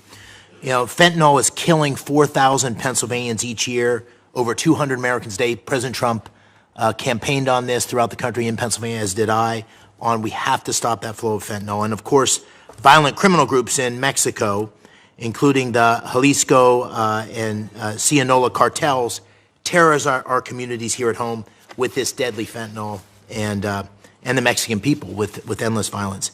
As Secretary, will you initiate the process to designate these groups, these cartels, as foreign terrorist organizations? And if so, can you describe for the American people the national security tools that unlocks, that designation unlocks, to degrade the cartels? Well, first of all, the designation of a designated foreign terrorist organization brings with it a host of things. It makes it illegal to cooperate or work with them in any way, or to be supportive of their endeavors. It cuts off access to all sorts of banking opportunities and the like around the world where it's important to move money around. Now, that said, it's probably an imperfect tool when it comes to these groups that you're discussing, because these are sophisticated criminal enterprises. They are terrorizing the United States, but they are sophisticated criminal enterprises, and they operate in the trafficking of people, drugs, and migrants to horrifying effect. Sadly, they also have basically operational control over huge swaths of the border regions between Mexico and the United States. That's just an unfortunate fact, and it's one we're going to have to confront with our partners in Mexico, is that these sophisticated transnational terroristic organizations have operational and functional control over huge swaths of areas that border the United States of America. And so whether that is the tool that we use, which is maybe the appropriate one, or some new one that we come up with, it is important for us not just to go after these groups, but to identify them and call them for what they are, and that is terroristic in their nature, because they are terrorizing America with mass migration and with a flow of drugs. What about military force? Well, that's an option the president has at his disposal. Obviously, it's not one that is in the purview of the Department of State. Yeah. I think President Trump is someone that never publicly discusses his options and leaves himself the flexibility to act. I think there's a lot we can and will continue to do in close partnership with our allies in Mexico. I think there's more they can do as well to confront this challenge. And my preference would be, from the Department of State's perspective, my preference would be that we can work with the Mexicans on this issue cooperatively, because it is impacting their nation as much as ours. These sophisticated groups, these criminal organizations, don't simply threaten America, they threaten the Mexican political process. In the last election, you had multiple presidential candidates and other candidates to other offices assassinated. You've had journalists targeted and assassinated for speaking out against these groups. So these groups don't simply terrorize the United States, they're terrorizing and in some ways undermining the Mexican government and Mexican sovereignty and the health and well-being of the Mexican people. And so my hope, in a perfect world, is that we could work in close collaboration with Mexican authorities to take these groups out. Very good. Thank you. Final question. The Chinese Communist Party, as you said in your testimony, has waged a deliberate campaign of economic warfare against the United States and our allies. We need to restore, as President Trump has said, reciprocity in that economic relationship and impose cost on Beijing for hurting American workers. How can the United States counter that campaign? How do you think about the economic tools that the administration can apply to cut off the flow of American capital and technology that supports China's geopolitical ambitions? Well, and again, much of what it comes to trade and so forth in this administration will be handled through the Department of Commerce, but we'll certainly have an economic undersecretary and a whole entire bureaus that will be dedicated to what we can contribute to that endeavor. So I'll just share my views broadly on it. Number one, I think it would make common sense to everybody that if by and large, a relationship in which their companies can do whatever they want here, but we can't do it there, is a pretty unfair relationship. And it's something we've allowed in the past for allied countries who are small, poor, and developing. That cannot continue, in my view, and I think that's the President's view. The second is, there's much that needs to be done with regards here domestically. I think we once again as a nation, this is not a Department of State issue, but once again as a nation need to prioritize the importance of our industrial capacity and our access to supply chains domestically, especially in key and critical industries. Maybe not every industry, but some key industries. We should either have a domestic capacity or an allied capacity that's reliable and can't be used against us in a moment of conflict as leverage. The third point I would make is we need to be actively engaged in the world. As an example, the Chinese own significant mineral rights and mining rights in Argentina, in Chile, throughout Africa. It's one of the reasons why the polar region and the Arctic region has become so critical as well in that regard, is because they are scooping up all over the world these mineral rights, port rights, etc., that place us at an enormous disadvantage in the long term. And it's what I said in that short answer is, if this trend continues, we are going to wind up living in a world where much of what we depend on for our security, our health, our safety, and our economic prosperity will largely depend on whether the Chinese allow us to have it or not. And that cannot be a world that we leave for our children. Thank you, Senator. Senator Coons. Thank you. Senator Rubio, I look forward to this hearing and to our service together. Welcome to the other side of the dais, and welcome to your wife, Jeanette, your children, your family. Thank you for your service. I have three questions broadly of nominees. Do they have the qualifications to appropriately serve? Do they have a policy alignment with our core national interests? And do they have the integrity and character to serve? We may have policy disagreements, but we've had multiple areas of convergence. Over the time we've served here in the Senate together, I had my folks go back and look, we've co-sponsored nearly 60 bills together. So I hope we can continue to find constructive ways to partner. I have a number of questions to get through, so I'll try to move briskly. With regards to special envoys, President-elect Trump has appointed a series of special envoys focused on a wide range of areas. And some of these, I think, can genuinely complement, not undermine or distract from State Department's core efforts. The special envoy for hostage affairs, for example, Adam Bowler, I look forward to working with, as Senator McCormick asked about. There's a number of key issues around hostage taking of Americans. There's a bipartisan bill Senator Risch and I have on this that we hope to work with you on.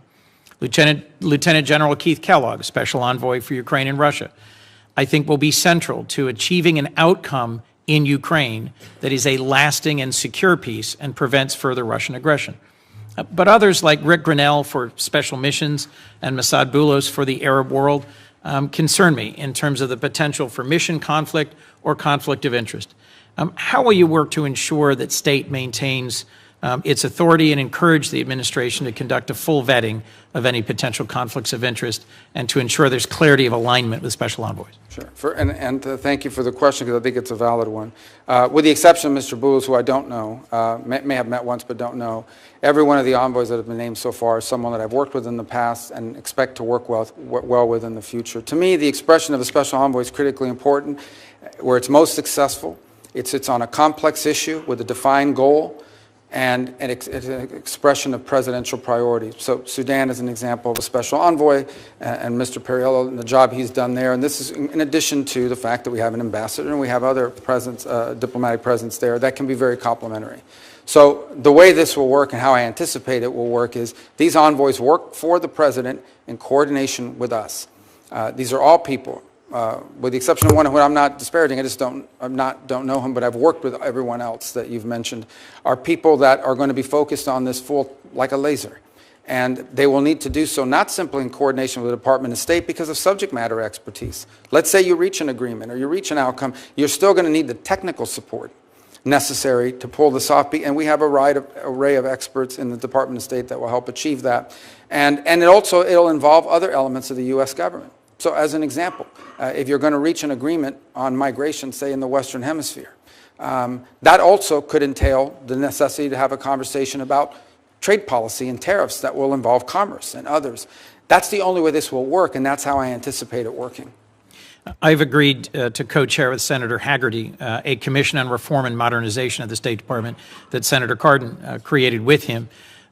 We cannot, in my view, do more with less given the challenges of the global moment. I think we need more investment in U.S. diplomacy and development as instruments of national power, but we also need to address efficiencies and make sure that we are streamlining and focusing the department and supporting its workforce, the Foreign Service. How will you work to make sure that the Trump administration's efficiency mandate will strengthen and not deplete core state functions? Well, first of all, I think the work of this new committee that's being set up as a result of the legislation that passed will be critical. My understanding is the impediment was that not all the appointments have been made. Maybe that's now changed, and we eagerly await that because I do think that there are two things that are very important. The first is, when we talk about efficiency, the efficiency isn't simply just saving money. The efficiency is improving performance. A key part of the State Department is customer service. We provide consular affairs, passports, visas, all kinds of work around the world for Americans who are stranded or in trouble or need to get somewhere. Improving that experience for the consumer is one of the top priorities we need to have. How can we leverage, and I think Secretary Blinken has begun this work, we need to build on this, how can we infuse technology, AI and the like, not simply to improve the customer service aspects of the State Department, but improve the productivity. If somehow through leveraging technology appropriately, we can get people at the State Department to achieve 3 times the amount of work than they do now because it takes less time to do these tasks, or frees them up to do other tasks, that would be an enormous win, and I hope the Commission will look at those aspects of this as well. I understand, Senator, if I might move to another question, that multilateral organizations concern and frustrate many of us. Some of their actions have been counter to American interest. But when we've withdrawn from multilateral organizations, and in particular some UN entities, it's also given an opening to our adversaries. The previous Trump administration withdrew from UNESCO, the Human Rights Council, the World Health Organization, and I'm concerned that if we do so without thinking through the consequences, we may abandon our chance to implement our agenda around human rights, around 5G standards, around technical standards that matter for the 21st century. Do you support sustained U.S. participation in multilateral organizations, and how will you work to strengthen our leadership in those institutions in ways that prevent our adversaries from advancing their competing agendas? Well, I want to point back to what I said at the opening, and that is our engagement in any international agreement or any international arrangement or any international organization has to be driven by the answer to one of 3 questions. Will our involvement in this organization make us safer, make us more prosperous, make us more secure? It has to be justified by an American interest. It just does. I mean, we're in an era where we need to really, it should have always been that way, but now more than ever. And so each of these will have different components to it. I think there's a second component of funding, and that is, should the United States be funding organizations who in many cases are pursuing and or achieving outcomes that are contrary to the national interest of the United States? Each of these will require a serious examination as we work through them, and a justification to Congress about why we're no longer funding it or we're no longer participating. I think you do point to one that I can tell you right now is one that will be critical for us to be engaged in, and that is the setting of standards. But the setting of standards, for people to understand, is it's not simply from these organizations, it also becomes practical. So throughout Africa, we are now seeing the deployment of these safe city programs by Huawei. Now, this isn't just a commercial deal for Huawei. This is the ability to ingrain itself in the telecommunication of these countries and establish itself as the leader in 5G.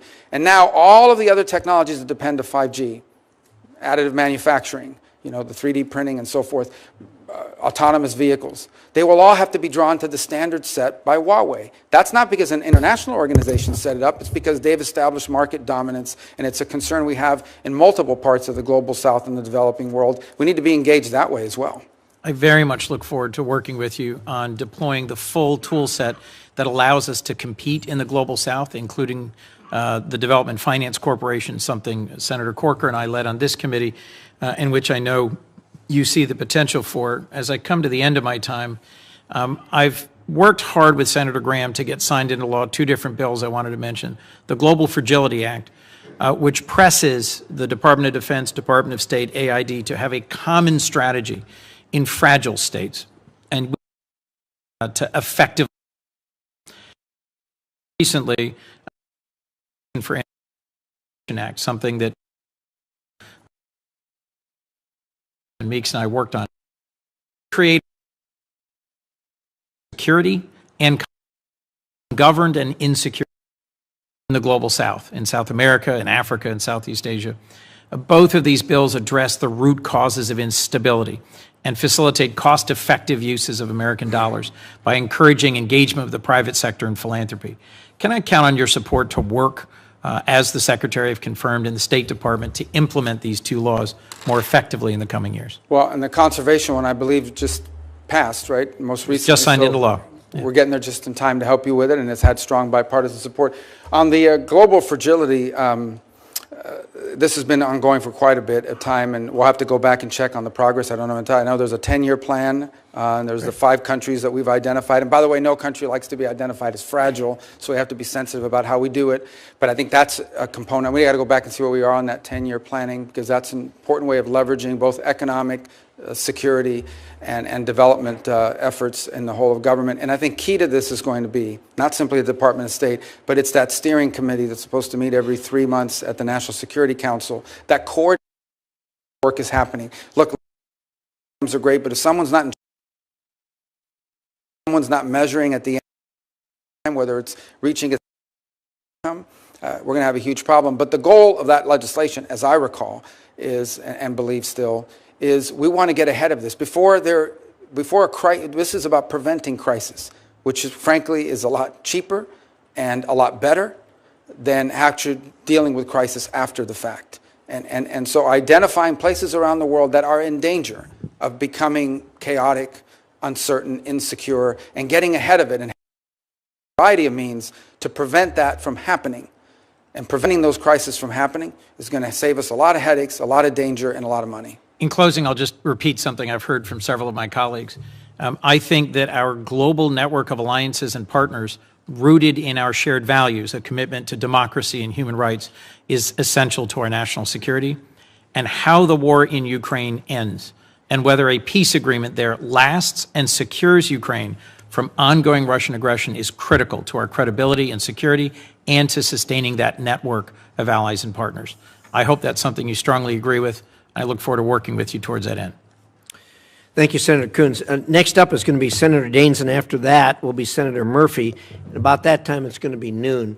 We're going to take a short 5-minute break at noon. Not a Senate 5 minutes, but a for real 5-minute break at noon. And those of you who have a seat here, I'd suggest you don't leave, because it's going to be difficult to claim your seat back if you're here as an observer. So with that, Senator Daines, welcome to the committee. Chairman, thank you. Marco, it's good to have you here. I've got a great view here from the dais, seeing your family behind you, seeing Jeanette, Daniela, the rest of the Rubio family. What a moment of great honor, celebration for the Rubios, culminating on Monday, when your family will celebrate the 1-month anniversary of Anthony Rubio's touchdown as a Florida Gator. So congratulations on every front, proud dad. Look, you are charged with one of the most important tasks I think the administration will have, and that is advancing President Trump's agenda and representing the interests of the United States around the world. I can't think of a better nominee for Secretary of State to serve under President Trump than Marco Rubio. You'll have a lot of active conflicts we're working together on as we think about what's going on in Ukraine, Israel, Sudan, ongoing nuclear weapons programs in Iran, the tyranny in Venezuela, the New START treaty that's been completely disregarded by Russia, and not to mention what we have as we think about strategies relates to China. I could continue to list the results that we saw from the Trump administration with the Abraham Accords and really moving forward here with significant substantive advancements of American interests abroad. But look, this next administration and the leadership of President Trump and your service will be extremely consequential. This posting could not be more important. Marco, as you know, Iran's the world's leading sponsor of terror. In 2024, Iran exported roughly 587 million barrels of oil, an increase of over 10% over the prior year. These illegal oil sales fund Hamas, the Hezbollah terrorism, the Houthis, the nuclear arms programs, drone technology that's being used right now by the Russians against Ukraine. These oil sales are directly resulting in global unrest, and they're costing innocent lives. Senator, if confirmed, what would be your goals and strategies to think about addressing Iran as an adversary? You asked that question at a very interesting moment. So Iran today, 2 points I want to make about Iran, and it's really important. When we talk about Iran, I'm talking about the radical Shia clerics and not the people. The people of Iran are people of an ancient civilization, an ancient culture with tremendous pride and advances. And I don't know who take great pride in their Persian heritage and identity. And I don't know of any nation on earth in which there is a bigger difference between the people and those who govern them than what exists in Iran. And that's a fact that needs to be made repeatedly. In no way is the clerics who run that country representative of the people of that country and of its history and of contributions it's made to humanity. And it's a point I wish we would continue to make. Iran and that regime is at its weakest point in recent memory, maybe ever. Their air defenses have been badly damaged. Their Shia crescent that they were trying to create has been badly damaged in Lebanon, in Syria, where they've been basically forced and driven out. Their economy is in shambles. They now are, on some days, having 6, 8, 12, 9-hour blackouts. They are on the verge of potentially, if not having done so already, having to pull back on the energy subsidies that they provide people in that country that are incredibly popular, and it would be unpopular to reverse. So they're in a lot of trouble. And now what we need to be wise about is the following.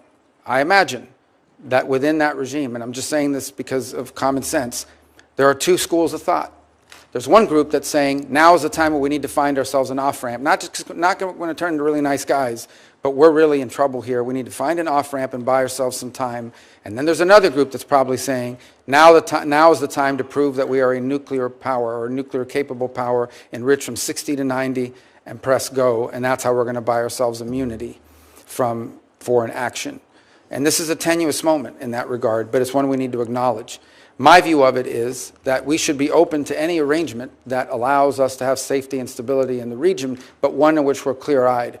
Any concessions we make to the Iranian regime, we should anticipate that they will use, as they have used in the past, to build their weapon systems and to try to restart their sponsorship of Hezbollah and other related entities around the region, because they seek to become the dominant regional power. That's their stated goal, and it's been clear by the actions that they've taken. I think it is interesting that in a year in which, I think by October of this year, the Europeans and the E3 countries of the UK, France, and Germany have to confront whether they're going to do the snapback provisions or not, because Iran is clearly in violation of the agreement that we're no longer a part of. And in fact, IAEA inspectors have not even been in the country since 2021, if I'm correct. So I think early this week on Monday, they engaged the Europeans in talking about nuclear arrangements. So whether that's indicative of the direction they're going on that, we're going to find out. What cannot be allowed under any circumstances is a nuclear-armed Iran. What could not be allowed under any circumstances is an Iran and an Iranian regime that has the resources and the capability to restart and continue their sponsorship of terrorism. And what cannot be allowed under any circumstances is an Iran with the military capability of threatening and destabilizing its neighbors and potentially reaching the homeland as well, both kinetically and directly, and also through their surrogate groups who have long planned contingencies for attacks. And let us not forget that this is a group, these are individuals, that have spent the last 5 years actively and openly plotting the assassination of the president-elect and of multiple members of previous administrations. Think about this for a moment. When is the last time you heard that a foreign government is actively, openly, and admittedly seeking to assassinate the former Secretary of State, the former and soon-to-be once again President of the United States, and others. And that people have been arrested for plotting that. This is who we're dealing with. And anything that we do with Iran needs to be clear-eyed about who that regime is, but also who the people of Iran really are, and because they're not their leaders. Marco, thank you. Shortly after the election and prior to Thanksgiving, I took a quick trip over to Central Asia. As I discussed that with you a bit, to Turkmenistan and Tajikistan. In fact, in the last 12 months, I visited all 5 of the Central Asian countries. In fact, I was bedded down, speaking of Iran, 20 miles from the Iranian border in Ashgabat, Turkmenistan. They have the 4th largest reserves of natural gas in the world. But this is a part of the world that is often neglected, but of such strategic importance. You've got Iran, you've got Afghanistan, Russia, and certainly China, as they talk about living in a submarine, as they look at multi-vector diplomacy, want to engage with the United States as the Russians and Chinese are competing for their favor. One of the first trips that I made after the election, the reason was Central Asia, there had not been a U.S. senator there in 13 years. 13 years to Turkmenistan or Tajikistan, very important strategically. One of the first goals of the caucus that Senator Gary Peters and I created of Central Asia is to repeal the Jackson-Vanik label on the region and extend permanent normal trade relations with Kazakhstan and Uzbekistan. I realize you have a lot of priorities on your plate when you will be confirmed as our secretary, but I would say rescinding it would be a good faith indication of the Jackson-Vanik requirements that Central Asia needs right now to grow. My question is, would you work with me and Senator Peters to have your team work with us to remove this designation? Yeah, and I believe the permanent removal will require legislative action. I don't think Senator Murphy has a bill on that as well. Yours is 3 countries. Look, I think this is a relic of an era that's passed. There are some that argue that we should use it as leverage for human rights concessions or leverage to get them to go stronger in our way as opposed to Russia and the like.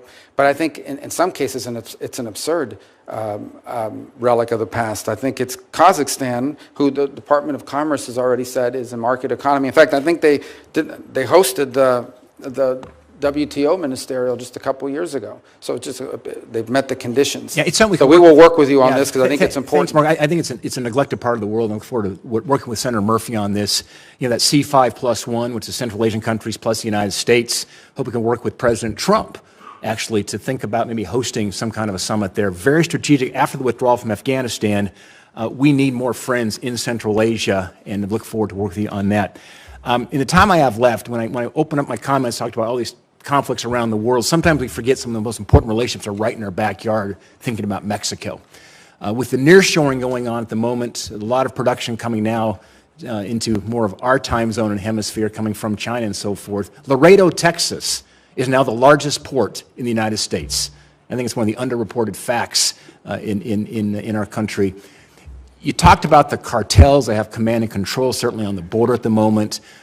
My question is, you think about Mexico, and you've been so active on Latin America and looking south of the United States, with President Sheinbaum now just coming into office. What are your thoughts around how do we become better engaged with Mexico to help them with their issue as it relates to the cartels, basically, which are running the country, it seems, at times? Well, and I wish we had more than 30 seconds to do it because it's one of those issues that I think don't get enough attention beyond the problems. Look, Mexico's economy in many ways is a very vibrant one and has made tremendous advances and continues to be a very strong regional power.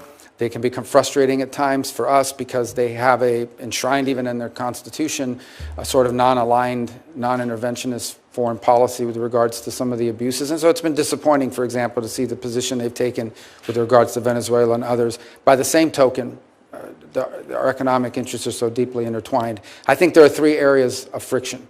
The first is on trade and violations of trade agreements and so forth that have been laid out, and some of the things that I've seen, even as a senator from Florida, in the agricultural sector, that are going to continue to be an irritant in our relationship that we hope we can resolve. The second is the security situation at the border. And I think there's great interest and should be on the part of the Mexicans to bring this migratory problem at the border under control. People forget an increasing number of cases. The people crossing the border are not Mexican nationals. They are people that are transiting through Mexico. And in fact, in southern Mexico, you have seen a significant uptick in resentment against migration by Mexicans who are bearing the brunt of the costs of becoming a key element of the migratory path. And the third is the violence. And this violence at our border has to be addressed. I think they pose a threat to the United States, most certainly. the flooding us with fentanyl, the criminal activities occurring within the United States facilitated by these groups who have become vertically integrated. These are not the Colombian cartels. These transnational groups are now vertically integrated. They are the suppliers all the way down to the street level and all the way up to the production level. They are vertically integrated criminal enterprises, but they are also threatening the sovereignty and security of the Mexican state. And as I pointed, there are journalists and there are politicians who have been assassinated for standing up to these cartels. And it tells you the amount of leverage so they have over the government as a result of it. So it is in their interest as well as ours that we work cooperatively to take these groups apart and not allow them to continue their reign of terror, not just in the border region of Mexico, but spilling over into the United States. Great. Thanks, Marco. Thank you very much for the edification of the committee. I've just been advised that there's been a ceasefire announced in Gaza. Before we all celebrate, though, obviously we're all going to want to see how that executes. With that, Senator Murphy, you're up, and then we're going to take that short break. Thank you very much, Mr. Chairman. That is indeed good news. Senator Rubio, I want to talk to you about a topic that I think is going to be real trouble for you and for U.S. national security interests, at least for the first few minutes of my time, and that's the growing personal financial entanglement of President Trump, his family, and Middle East governments. I'll give you an example of what I'm talking about. For nearly 8 years, the Trump organization has been pursuing a real estate deal to build a hotel complex in Jeddah, Saudi Arabia. During President Trump's first term, the Trump organization actually voluntarily committed to refrain from pursuing real estate deals with foreign companies, especially those that are backed by foreign governments. And so the deal didn't go through, and then it remained stalled for the entirety of the Biden administration. And then magically, 30 days after the November election, Saudi Arabia's biggest construction company that's affiliated with the government announced that the deal was going forward alongside an additional $200 million deal for a Trump property in Oman. Now, it used to be that somebody with these big financial business interests would come into government and take actions like setting up a blind trust or divestment in order to make sure there was no connection between their personal financial interests and the business they were conducting in government. But President Trump has just done the opposite, right? Over the last 8 years, while he was in office and since he's been out of office, he and his family have become more deeply dependent on revenue from governments in the Middle East. During his last presidency, Middle East interests sent about $10 million to Trump properties. After he left office, Trump's son-in-law, Jared Kushner, who was his primary Middle East envoy, was handed $2 billion in investment by the Saudis, even though a Saudi investment board said the investment was a bad business decision. That investment actually comes up for renewal in 2026, giving the Saudis massive leverage over the Trump family. And then to make matters worse, right after the election, the Trump organization said that in this term, the president-elect's second term, it would drop its previous prohibition on doing new deals in the Middle East with private foreign companies aligned with foreign governments. So the Trump organization is going to be signing new business deals in the Middle East with private companies that have connections to foreign governments at the very moment that you are going to be conducting sensitive diplomacy in these countries. That's just extraordinary. Never before in the history of this country has a president been, literally receiving cash from foreign governments and from foreign companies that are backed by foreign governments in the middle of their term. If you or I had done this as senators, we would be in violent violation of Senate ethics rules. That's not permitted on the Foreign Relations Committee. And so I guess my question to you is a pretty simple one. Do you see how this fundamentally compromises your diplomatic efforts? Do you have an issue, or will you raise an issue with the president about his growing financial connection with the governments that you're going to be negotiating with? Well, first of all, I am not neither authorized nor in any position to give you sort of any insights into any of these arrangements you've pointed out. You mentioned Jared Kushner as an example. He's a private citizen, happens to be a Floridian. I don't know what, if any, engagement he has in the work that's going on now. I can tell you what I know.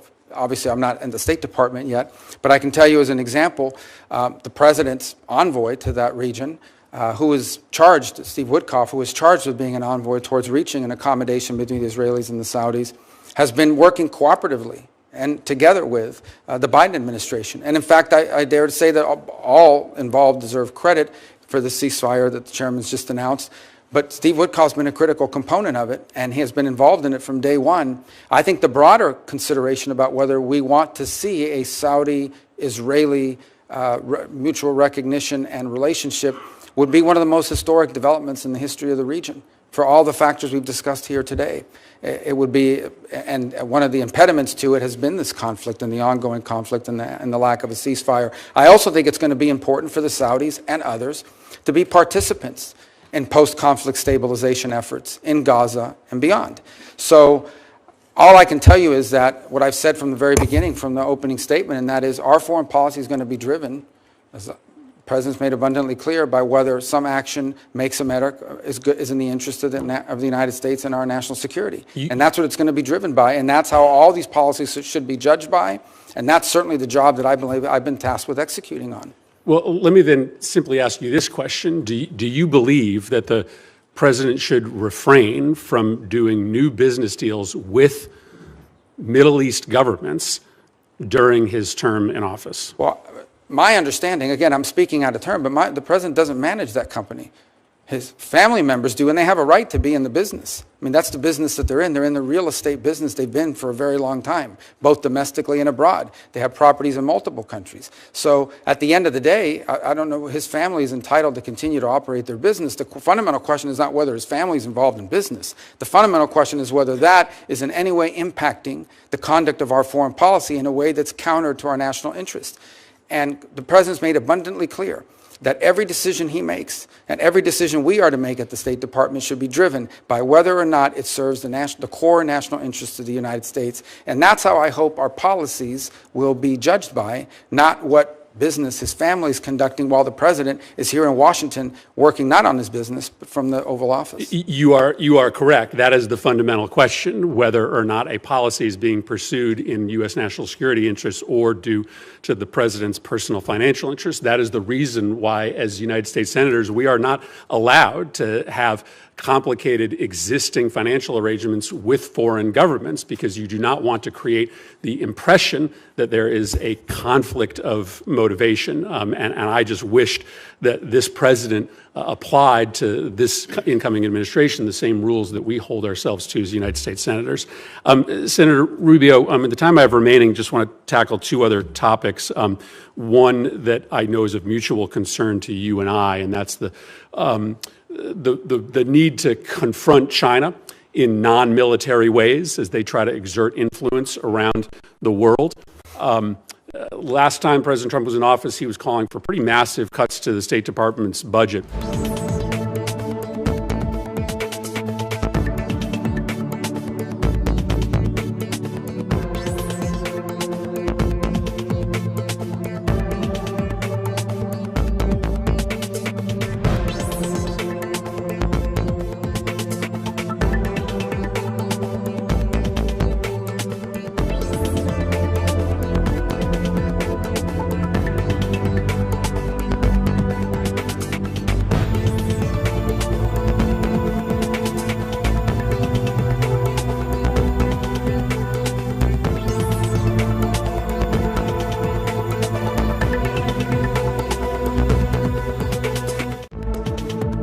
Presents challenges to U.S. interests. Just wanted to get your commitment to make sure to build that full, comprehensive foreign policy toolkit. Yeah, not only have I been someone concerned about foreign disinformation, I've been the target of it from multiple nation states. And I've learned over time that the best way to confront disinformation is through a flood of free speech that allows the counterpoints of view to be heard and understood. I think where we get ourselves into trouble, and we've learned this now, and I think multiple U.S. companies are now admitting, is when we get ourselves into a position of determining what's true and what's not, and then using the tools of government to go after that, particularly when it implicates domestic entities. But yes, it is one of the tools that they have in their toolbox. By the way, it's not just disinformation. It's flat out influencing nation states' views of the United States writ large by promoting conspiracy theories internally in other countries that undermine us and that undermine our standing, whether it's in Africa, and increasingly you see it in the Western Hemisphere as well. And one of the best ways to combat that is to be present, to be there, to show what we do, and to brag about what we do. One of the things that frustrates me the most is there are literally programs within the USAID where they do not allow us to label it as made in America or a gift of the American people because it might offend someone locally. I think it's important for the world to know that what the United States is doing to help their societies, we do not do a good enough job of promoting what we have done historically and continue to do to help our fellow man around the world. Yeah, China is spending $10 billion per year on that propaganda and misinformation operation. They celebrate when budgets get sent up to the Hill that propose big increases in military spending and giant decreases in the kind of tools that are available to you. So I do look forward to working with you to make sure that we've given you that full suite of tools necessary to confront our adversaries. Thank you, Mr. Chairman. Thank you, Senator Murphy. We'll take this break now. I appreciate everyone getting back here in 5 minutes because we've still got a long ways to go. And so with that, we'll be at ease for 5 minutes.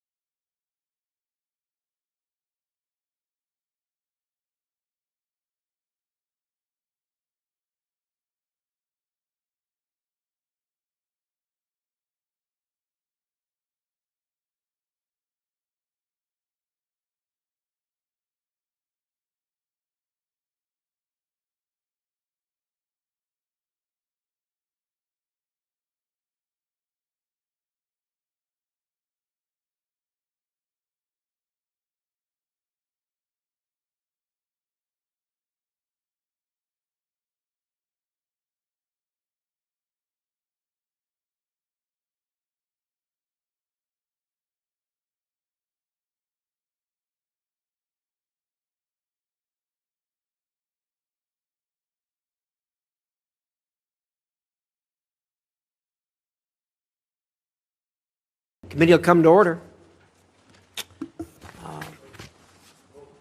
We will continue on with our 10-minute rounds of questions, and by my list, the next person up is Senator Barrasso. Thanks so much, Mr. Chairman. Senator Rubio, congratulations. I'm grateful for your willingness to serve our nation in this new role. Thank you as well for your family's commitment to continue with your service here to this country. I think President Trump made a wonderful choice in nominating you to be Secretary of State.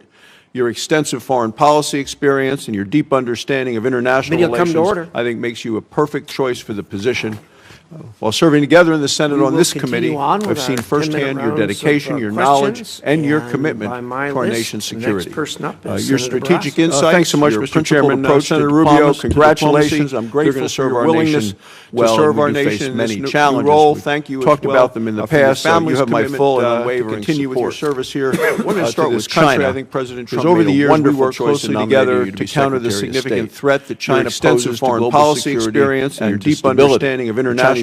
Party strategy extends far beyond traditional. While serving together in the Senate on this committee, conducting an aggressive campaign aimed at weakening American leadership and your commitment and reshaping the global order to serve your strategic insights, your principled approach to China is challenging our interests all across our nation. Various domains, diplomatic, economic, technological. Talked about them in the past, so you have my full and unwavering support. I think we have to respond. I wanted to start with China, because over the years we worked closely together to counter the significant threat that China poses to global security and to stability. Develop a strategy to safeguard American interests far beyond values on the world stage, military. Could you talk a little bit about your approach in aggressive campaign aimed at weakening American leadership and how reshaping the global order partners to serve their own interests accountable? We make no mistake, China is challenging our interests all across various domains, diplomatic, economic, technological. They're playing the long game, and I think we have to respond with each. The Chinese have basically concluded that America is sort of a it's essential that we fully recognize the scope of the challenge and develop a strategy to safeguard American interests and values on the world stage.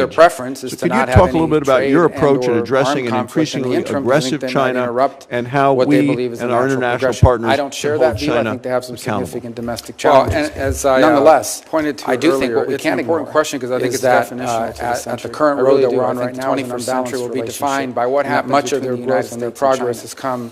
The Chinese have basically concluded that America is sort of because they frankly have violated the rules power and decline that they've benefited from, but have lived they are on a path over the next 20 or 30 years. So I think the first begins with the recognition that China is and will continue to be a rich and I think their preference is to not have any trade. It's in the interest of global conflict in the interim that we have interrupt to what they believe is a by the same token, we cannot find ourselves in a situation of domestic challenge. We allow them to continue to flaunt I do think what we can ignore in order to undermine is that economic the current road that we're on right now is an unbalanced nor can we allow them to undermine much of their alliances and their progress and our presence in different parts of the world. For not example, because they outcompete I think it is clear because they frankly have violated on that path towards that they've benefited from but have lived by none of its world's preeminent power. So I think the first begins with the recognition that China is and will continue to be a rich and that has historical ramifications because it's in the interest of global underpinnings because they view these smaller countries as tributaries. By the same token, we cannot find ourselves in a situation to Beijing, which we allow them to continue to unfortunately for them, their neighbors do not view themselves as tributaries economically and or industrially.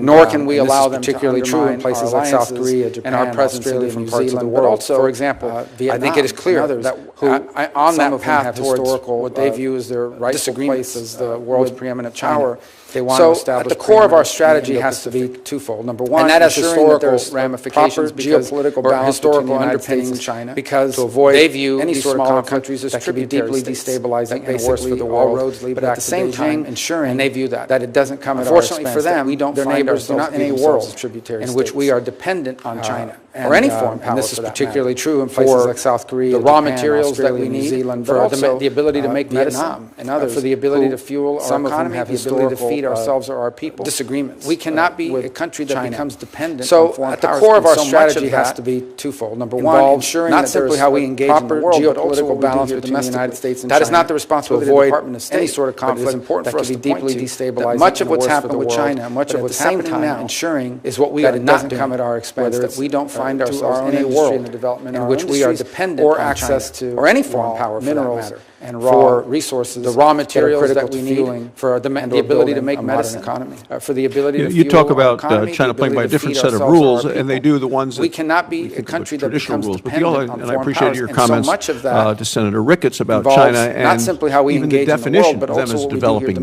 domestically. I think That it's is a not the big problem. responsibility of the Department of They can't State, be allowed but it is to important for us continue to to point play to openly that much with of a what's different set happened of with rules in China and much addition of to what's the hidden happening rules. now I is oppose what we China are not exploiting doing, its status whether as a, it's, quote, through developing our own nation industry and with development of our international industries, organizations. or I access think to it raw helps them gain minerals an and additional raw unfair resources advantage that are in what you critical to described as fueling this and or unbalanced building a modern relationship. economy. China is not You in talk any about, way a China developing playing by a country. different set of You rules, just and they mentioned do they're the a rich ones and that powerful country. we think That's of as not a traditional developing rules. But the country. other And I appreciate your second-largest comments economy in the world to Senator clearly Ricketts has the about financial China resources and and access even the to capital definition to of meet them its as a own developing needs. nation. But So I think it's a big problem. China's They can't be allowed treatment to continue and to hold play it openly accountable on with the a different global set of stage. rules. I mean, In we addition see it to in the the World hidden Bank, we rules. see it in other I oppose locations. China Are there things exploiting that we its can do, status you as can a, do as quote, Secretary of developing State nation to try to with an eliminate international this unfair organization. advantage?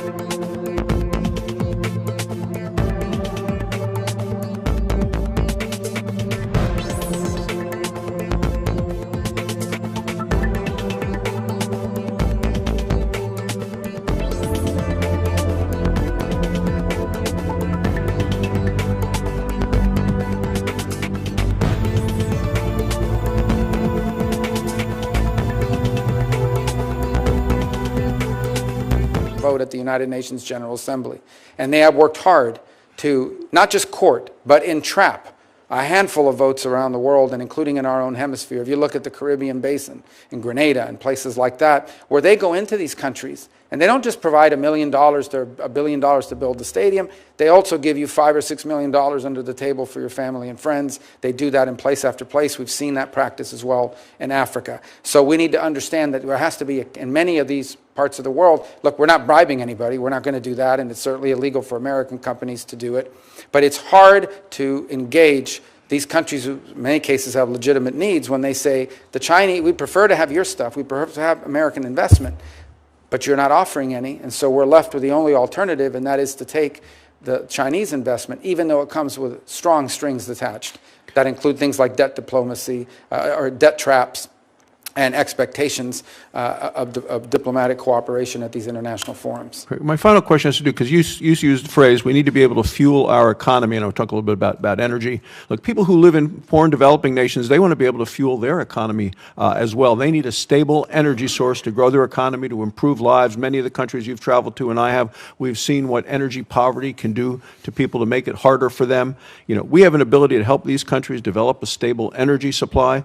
But this current administration, the Biden administration, has put restrictions in place on funding of certain energy resources, such as coal, even natural gas. The United States should be working to promote an all-of-the-above energy strategy and help our friends and allies have affordable energy as opposed to what is the politically correct type of energy to be used. So I believe we should be helping these countries with energy. And are you committed to ensuring the State Department is promoting all forms of energy projects across the globe, including oil, gas, coal, affordable energy that will help people raise their standards of living? Yes, in fact, it should be a centerpiece. One of our centerpieces is our economic diplomacy. We talked earlier, I think it was with Senator Coons, had mentioned the work on fragile states and the hope of preventing fragility so that states don't collapse into some of the havens that you now see where terrorism takes a hold and so forth. And one of the things you can do to help a country become more stable and then more prosperous is access to reliable and affordable energy. And that is that's not simply for everyday life. That is critical if you want to build a manufacturing sector. It's going to be especially critical in a world in which all these new technologies like AI are going to require a tremendous amount of power generation that's going to draw upon global energy resources to begin with. So absolutely, it needs to be at the centerpiece, and we'll work very closely with the Energy Department in ensuring that it's a centerpiece of our foreign policy. Thank you, Mr. Chairman. Thank you, Senator Barrasso. And next up, we have Senator Booker. Thank you very much, Mr. Chairman. Marco, Senator Rubio, the president made a great decision in choosing you. I'm happy to see you there. You're a thought leader in foreign policy. I, however, don't think most Americans know how great of a thought leader you are in NCAA, NFL, and high school football. And I'm a little disappointed that you're not going to be the head of the NCAA right now. Not yet. We sat in my office recently. I told you about my concerns about Africa right now. Democratic Republican administrations have not prioritized the continent. It is literally the fastest growing continent on Earth. We now see the future. By 2050, 1 out of every 4 human beings on the planet will be in the continent of Africa. And because of the demographic issues we have around the globe, from Europe to the United States to even China, 1 out of every 3 working people on the planet will be in Africa. It is rich with arable land and critical minerals. It has an economic potential that could create tremendous markets for American companies and American businesses. More than this, we know, while it has incredible assets and opportunities, a lack of focus on Africa can endanger the whole planet. We know in the days of infectious diseases, for example, an outbreak of an infectious disease anywhere is a threat to public health everywhere. More than that, we see the climate challenges, migration patterns there threaten to destabilize the Middle East and other areas. Egypt, for example, literally is hosting millions of refugees in Egypt right now. Now, my frustrations in my 12 years here is that we as a nation have not really prioritized it. We do not have ambassadors in some countries where China and Russia, who understand the African opportunities, are investing heavily. I've gone around the world, and in my times in African countries, I often encounter people that saying, hey, the Chinese are here, where are you?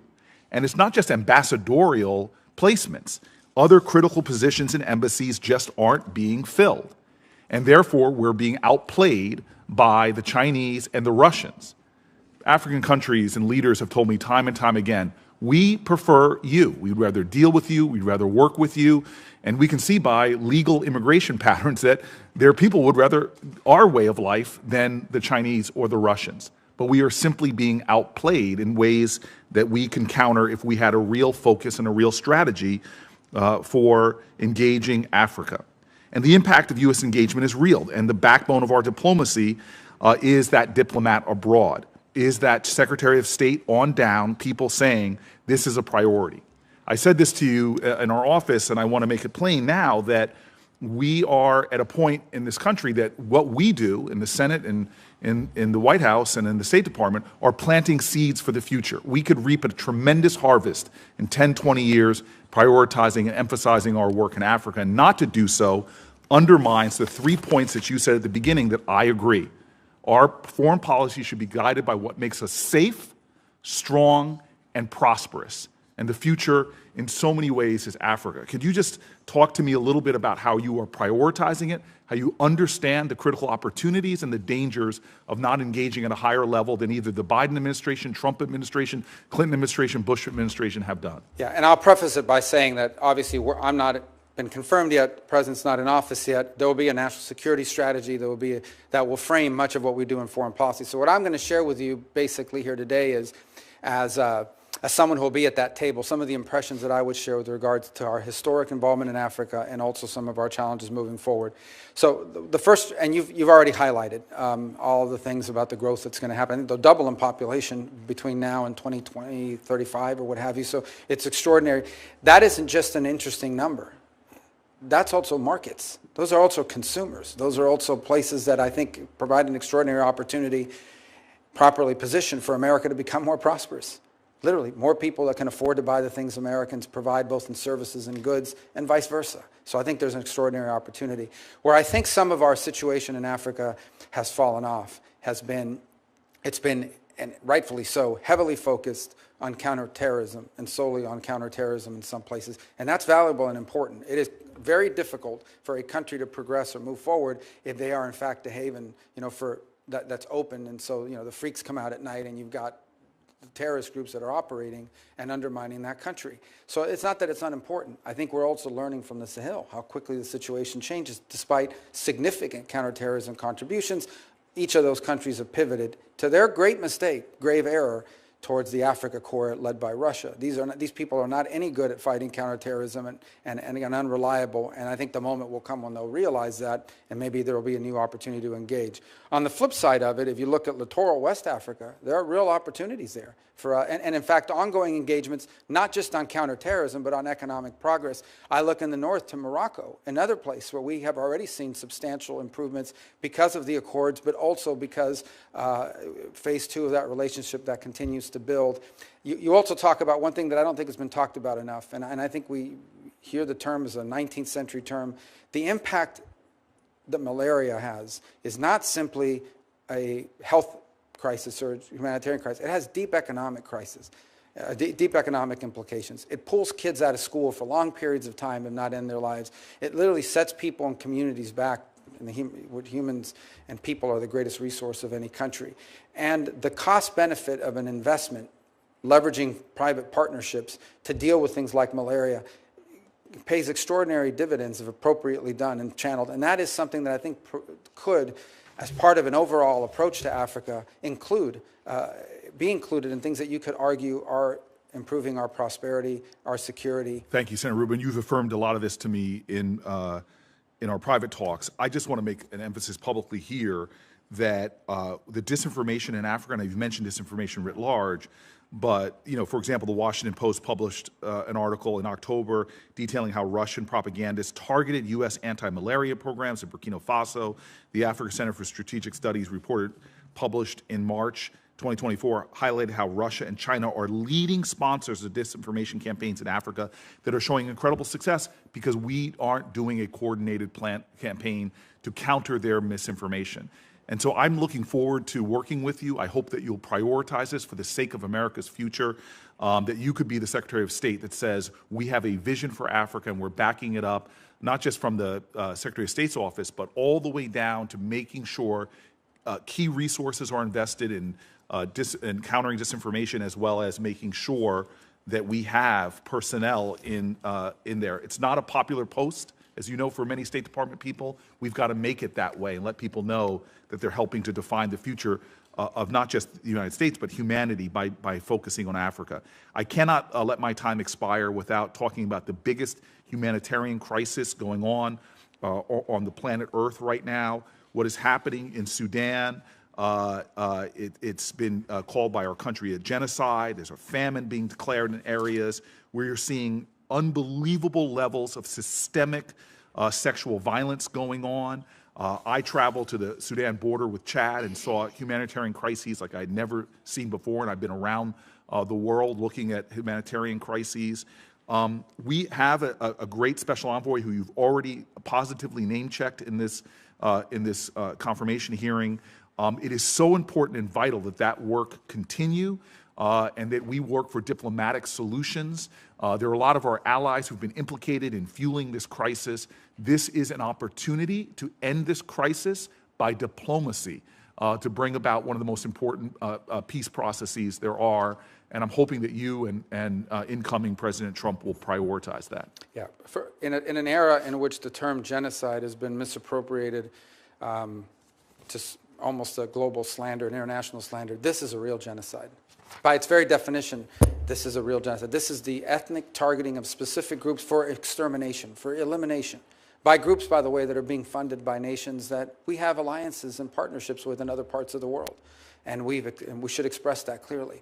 I think in part of our engagement with the UAE, and it'll have to be a pragmatic engagement. I mean, they're important players in what we hope to resolve in the Middle East. And I think as part of that engagement, we also need to raise the fact that they are openly supporting an entity that is carrying out a genocide. And I think for those who are interested in going out and actually protesting a real genocide, this to be the one, and I just don't see it. I don't see people it is mentioning it. morally reprehensible that this crisis gets virtually no attention in our country, especially because of the role we should be playing. And my time is over, but I want to say this, no need to respond. But the other place on the planet that gets no attention, that we are responsible for in our hemisphere, is the crisis in Haiti as well. Correct. I know that you know this intimately.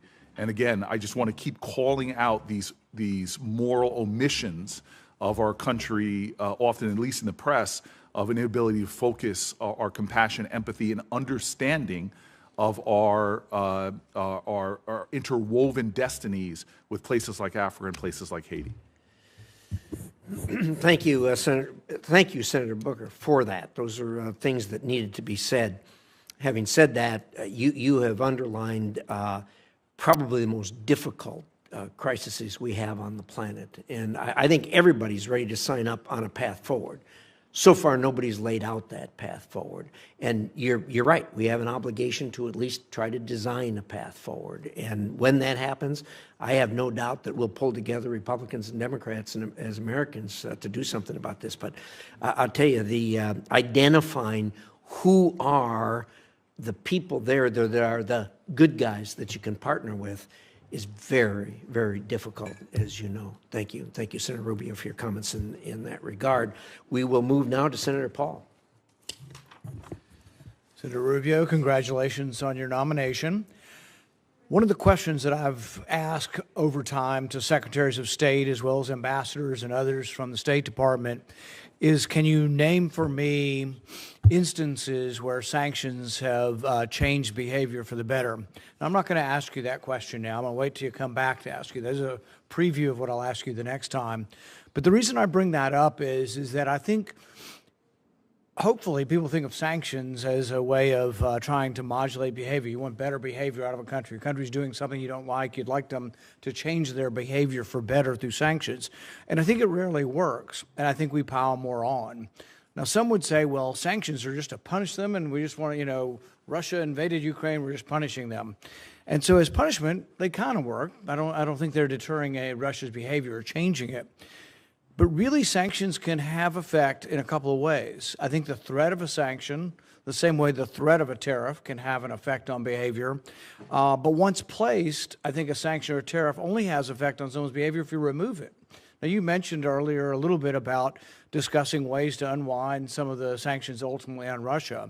People mentioned, well, we never want to let them sell energy again. No, you have to let people enter back into the world. That's how you're going to get behavioral changes. And it really will have to be part of the peace. If there is going to be a negotiated peace, the one aspect that makes us part of that war are all the sanctions. And so it really should be offered up of removing that and going back to normalcy when we can find a resolution to the war. I'll give you an example of where I think often the State Department loses its sight of its mission. Instead of being the Department of Diplomacy, which I think it's supposed to be, it becomes just an extension of the Department of War and muscle, and we show how strong we are through the State Department. But really, when bellicose statements come from other parts of the government, I see the State Department as the one that shows up and tries to still have a conversation. In the past, I think because of remarks, you had been banned from travel to China. The ambassador that's been nominated also has had statements that make us question whether or not he'll be received in China if he becomes the ambassador to China. When Blinken and Yellen went to China recently, they decided, and I'm not arguing with the goal was to get China not to sell dual-use parts to Russia to use in the war against Ukraine. A noble goal, I share the goal. But they got to China and they shamed them in public and called them names and told them they're terrible people and they should quit doing it. I would argue that there's another way to try to get behavioral changes. I would argue that the opposite of sanctions is trade. And so we have a lot of sanctions on China. If I'd been the one going to China with a mission, I would have said to China very quietly, we may not be able to undo everything, but perhaps we could undo one bit of sanctions that will enhance your economy by X amount if you'll agree to quit selling dual-use parts to Russia. And I think that's just it's a different look on things, and I don't think we're getting it very often. I guess my hope is that you will think about a different way of doing business other than just saying, let's sanction everybody and let's call people names we don't like, because I don't think it helps. I think it actually makes the situation worse. That doesn't mean we curl up in a ball and just say, do whatever you want, but there has to be some give and take. There has to be something we take back. And so I guess my general question to you would be, we know a lot about the stick, we know about sanctions and this and that. Do you see any possibility of any carrot with China to make relations better with China? Well, let me first say, indeed, I've been strongly worded in my views of China. Let me just point out, they've said mean things about me, too. And I'm not sure that they're fans of mine in that regard here. My role now as the Secretary of State is to lead the diplomatic wing of the country, and that will involve engaging them. The fact of the matter is, in a mature and prudent conversation, and I would expect that they, at the end of the day, are also mature and prudent practitioners of foreign policy. They've got 1 billion people and nuclear weapons and a large economy. We have 400 million people, the largest economy in the world in nuclear weapons, and it is in their interest, our interest, and the interest of the world for two great powers to be able to communicate. In fact, despite everything I have said, I have consistently throughout my career said that it is that geopolitical balance between our countries, or imbalance, developing imbalance, that is the greatest risk to global security and prosperity, because that could quickly trigger not just a trade and economic conflict, but an armed one, which could be catastrophic. Never in the history of mankind have two powers like the United States and China ever faced off in a global conflict, and the outcome would be catastrophic, and we should want to avoid it, and so should they. So the bottom line is this: yes, we are going to have to deal with China. They're too big and too important in the world, and they're going to have to deal with us. And my goal is that it is dealt with in a way that furthers our national interest. What cannot continue to happen is that China continues to assume all of the benefits of the international system and none of its obligations, all the benefits of global trade and commerce and none of its obligations. Your point on sanctions are important. I think that one of the things that's happened over time is we have adopted this view that we're going to be involved in less armed conflicts, which I think is a positive, generally speaking, right? Most people would agree. The only other alternative left in the toolbox then is economic sanctions. And while I do think that you can question whether it has an impact over changing the behavior of a country, it can achieve two things. The first is it can deny a nation state the resources they could use to fund more of that activity. Let there be no doubt. If the Iranian regime had more money because of no sanctions, they would have spent more money on Hezbollah and Hamas and their missile program and the Houthis and others. So I do think there is value in that regard. And the second is, to be frank, leverage. When you sit down at a table, let's say we talk about Ukraine and the need to end that conflict, when you get and sit at the table, and the United States is involved in those conversations, hopefully, to reach a peaceful settlement of that conflict, you're going to have to give, not just get. And sanctions and the release of sanctions could be a part of that, assuming that the conditions are appropriate. So I do think sanctions also have a role to play in that regard. But I would not diminish the part about denying resources for governments and countries to carry out nefarious denying them the ability to have the resources to carry out these nefarious activities. I think you're right, and the point is probably valid with regard to Iran, probably not so much with China. I don't think we've denied China resources, and I think their resources extend beyond what we can do. I think our sanctions are more, prodding them, but not really damaging their economic prospects. With regard to the concept of diplomacy and how we make things better or attempt to make things better, I think if we have absolutes, we tend to not understand really the way diplomacy has to work, because it is about engagement, it's about hearing the other side. It's not about accepting their position, but it's about at least knowing what the position of the other side is. With regard to NATO and Ukraine, to a person, the State Department under the previous administration is adamant, and so are many Republicans, that there is absolutely no way we will ever say that Ukraine could be a neutral country, that absolutely they will be, and it is our absolute prerogative to invite anybody we want to into NATO. Well, we can say that, and we have the ability to do that, but there are consequences to that, and one of the consequences is that, at least from the Russian perspective, they see that as one of the reasons why the war has developed there. And so I think that if you are looking at peace, you have to look at first you have to get to a ceasefire before you even get to real discussions. But if you had a ceasefire between Russia and Ukraine, I think our sanctions need to be on the table as far as negotiating the removal of them. But I think also the idea of Ukraine being a neutral country as far as a military alliance, if it's not on the table, Ukraine doesn't have that much to offer. I mean, Russia now occupies a good 15, 20% of the country. It's been a big bloody war, and they've done it in a sort of World War I fashion, but I don't think they're going anywhere. It is at a stalemate. But the one thing Ukraine has to offer is they won't become part of a military alliance allied against Russia. Just not taking it off the table enhances our ability to negotiate and enhances Ukraine's ability. I think Zelensky's public words have been a little less firm than they had been in the past. But instead, I think we've done the opposite with our diplomacy. Every day, it's Blinken, beating the drums. They absolutely be in Ukraine. Do you think that the concept of a neutral Ukraine, not in NATO, can be part of the negotiations to end the war? Well, obviously, that's something that will ultimately be part of any negotiation. I do agree with your point that if we want to be real here for a second, because I think we've lost the art of reality in some of the foreign policy. These are not outcomes that are rarely are they ideal. Sadly, in many cases, our choices in foreign policy are a choice between a bad outcome and an even worse outcome. And that's been true not in the modern era, but throughout the history of diplomacy and nation-state relations. In the case of conflicts such as these, they invariably require concessions.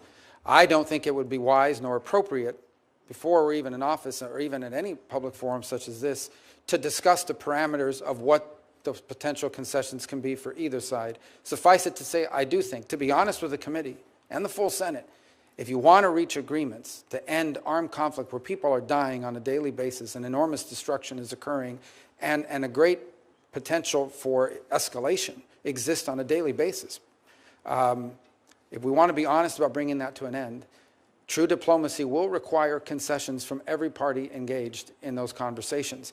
That's the nature of diplomacy, and it's best conducted directly and in an appropriate forum and not in public. And that can be done, by the way, without abandoning our core principles as a nation or our feelings as a people about what's happened and transpired in that conflict to date. Senator Van Hollen. Thank you, Mr. Chairman, Ranking Member Shaheen. Senator Rubio, good to see you. It was great to sit down with you and talk about some of these important issues yesterday. Let me just say at the outset that I appreciate your response to Senator Booker's question about what's happening in Sudan, specifically as the Biden administration just found that the RSF under Hamedi is engaged in a genocide, and we need to do everything we can to stop what's happening there. You referred obliquely to some of our sort of Gulf partners who have not done what they should be doing. One of them is the UAE, and I've been very clear that the United States should not be providing military assistance to the UAE when the UAE is in turn providing military assistance to a group like the RSF that is committing a genocide in Sudan. And I'm expecting a briefing from the Biden administration by the end of this week as to whether or not their commitments to President Biden to stop doing that have been fulfilled. I want to pick up on a couple of the issues we discussed yesterday. One, as you know, Senator Sullivan and I are the co-chairs of the Bipartisan Foreign Service Caucus. We've passed a number of pieces of legislation through the United States Congress, most recently the Foreign Service Families Act. As you know, and we discussed yesterday, you know the importance of supporting the men and women at the State Department, including the Foreign Service, and I appreciate your willingness to work with us in the caucus to continue to make sure that they have what they need to do their jobs effectively. We also discussed the ongoing war in Ukraine and the importance of supporting the Ukrainian people against Putin's aggression, and I just want to say for the record, I support and endorse everything that Senator Shaheen said on that score, so I don't have to go into great detail. I will say that we know that what happens in Ukraine does not stay in Ukraine. And it's not just me saying that. That is what we've heard repeatedly from leaders in Japan, leaders in South Korea, and other partners of ours in the Indo-Pacific region. So I hope that we will continue to focus on that because What we do know is that President Xi has one eye on what's happening in Ukraine and another eye on what's happening in Taiwan and measuring everybody's response. Like you, and we've worked on a bipartisan basis to try to make sure that we meet the challenge of China. Lots of important pieces of legislation that have passed, but none yet to really rise to meeting those challenges. I do support the Biden administration's ongoing efforts to restrict the flow of very high-end technologies, the highest-end chips, to China that can be used in their military. We're going to have to work successfully with our allies to do that, just like the Trump administration back in the day worked on the Huawei issue. So my view is that we need to expand that effort. We also discussed the volatile situation in the Middle East. You know, we often talk about the importance of shifting our focus to China in the Indo-Pacific, but we always seem to get dragged back into conflicts in the Middle East. I want to start with Syria. Good riddance to the murderous Assad regime. Obviously, we have a stake in what comes next in Syria, given the fact that it's a very volatile part of the world. I support the very cautious engagement of the Biden administration with HTS, but we should acknowledge their very poisonous genealogy, beginning with al-Qaeda morphing into al-Nusra. The other issue, of course, in Syria is that when you've got a situation like we see today, there are opportunities for ISIS to get further back on its feet, to provide it more oxygen. And as you know, the tip of the spear in our fight against ISIS has been our Syrian Kurdish partners, the SDF. But at this moment, President Erdogan of Turkey has been backing attacks of the so-called Syrian National Army, which Turkey largely controls, against our partners, the Syrian Kurds, which opens the door to a revival of ISIS. Because of the actions of the United States government, Turkey has so far paused that effort. Senator Graham and I have introduced legislation to impose sanctions on Turkey should they renew those attacks in an aggressive way. We talked about this. I know that you recognize the importance of that partnership with the Syrian Kurds, but just a very straightforward question. Do you agree that we should continue to support our partners, the SDF, in the fight against ISIS? Yeah, well, absolutely. Not only that, but I think we also need to recognize that there are implications to abandoning partners who have a great sacrifice and threat, actually jailed the ISIS fighters. One of the reasons why we were able to dismantle ISIS is because they were willing to host them in jails, a great personal threat to them. And obviously that situation is very tenuous. I don't want to take up a lot of your time, but I do think it's important to respond to this opportunity in Syria, because it could be an opportunity. Look, the new people that are in charge there are not going to pass an FBI background check, okay? We recognize that. These are not people we know all about, and their history, as you said, is not one that gives us comfort. That said, it is in the national interest of the United States, if possible, to have a Syria that's no longer a playground for ISIS, that respects religious minorities, ranging from Alawis all the way to Christians, that protects the Kurds, and at the same time is not a vehicle through which Iran can spread its terrorism to Hezbollah and destabilize Lebanon, not to mention what's happened in other parts. Not only is it in the national interest of the United States, it's in the national interest of virtually every nation state in the Middle East to see that come about. That is worth exploring. There is an interesting dynamic at play, and Senator Paul asked a moment ago about the impact of sanctions. I would argue that the Caesar sanctions directly contributed to the downfall of the Assad regime in many ways. We find ourselves in this interesting situation now where, because I think it was reauthorized as part of NDAA, we now have these sanctions in place against a government that no longer exists. But nonetheless, it's an opportunity for us to explore how we could use that tool, the removal of it, and others, if in fact the territory is fertile for these outcomes. There are impediments to this that go beyond simply the new people in charge. And one of them, as you pointed out, is Erdogan and what his intentions are. Right now, there's a very tenuous ceasefire with regards to the Kurds. It's important for that to be maintained. I think it's important to signal to Erdogan early, including through this hearing, that they should not view a transition in power in the U.S. as a window in which they could take advantage of to sort of violate whatever agreements were in place. Right now, what we want in Syria is stability so that we can explore what opportunities exist to bring a different dynamic, because it would have an impact on Lebanon, on Israel, on the situation in Gaza, and on the broader Middle East. And to walk away from an opportunity that may not come back. By the way, the Russians have been run out of there, the Iranians have been run out of there, but they are pragmatic foreign policy operators. If we don't explore these opportunities, they will work their way back in there at some point. And I agree with everything you just said, and look forward to working with you on that.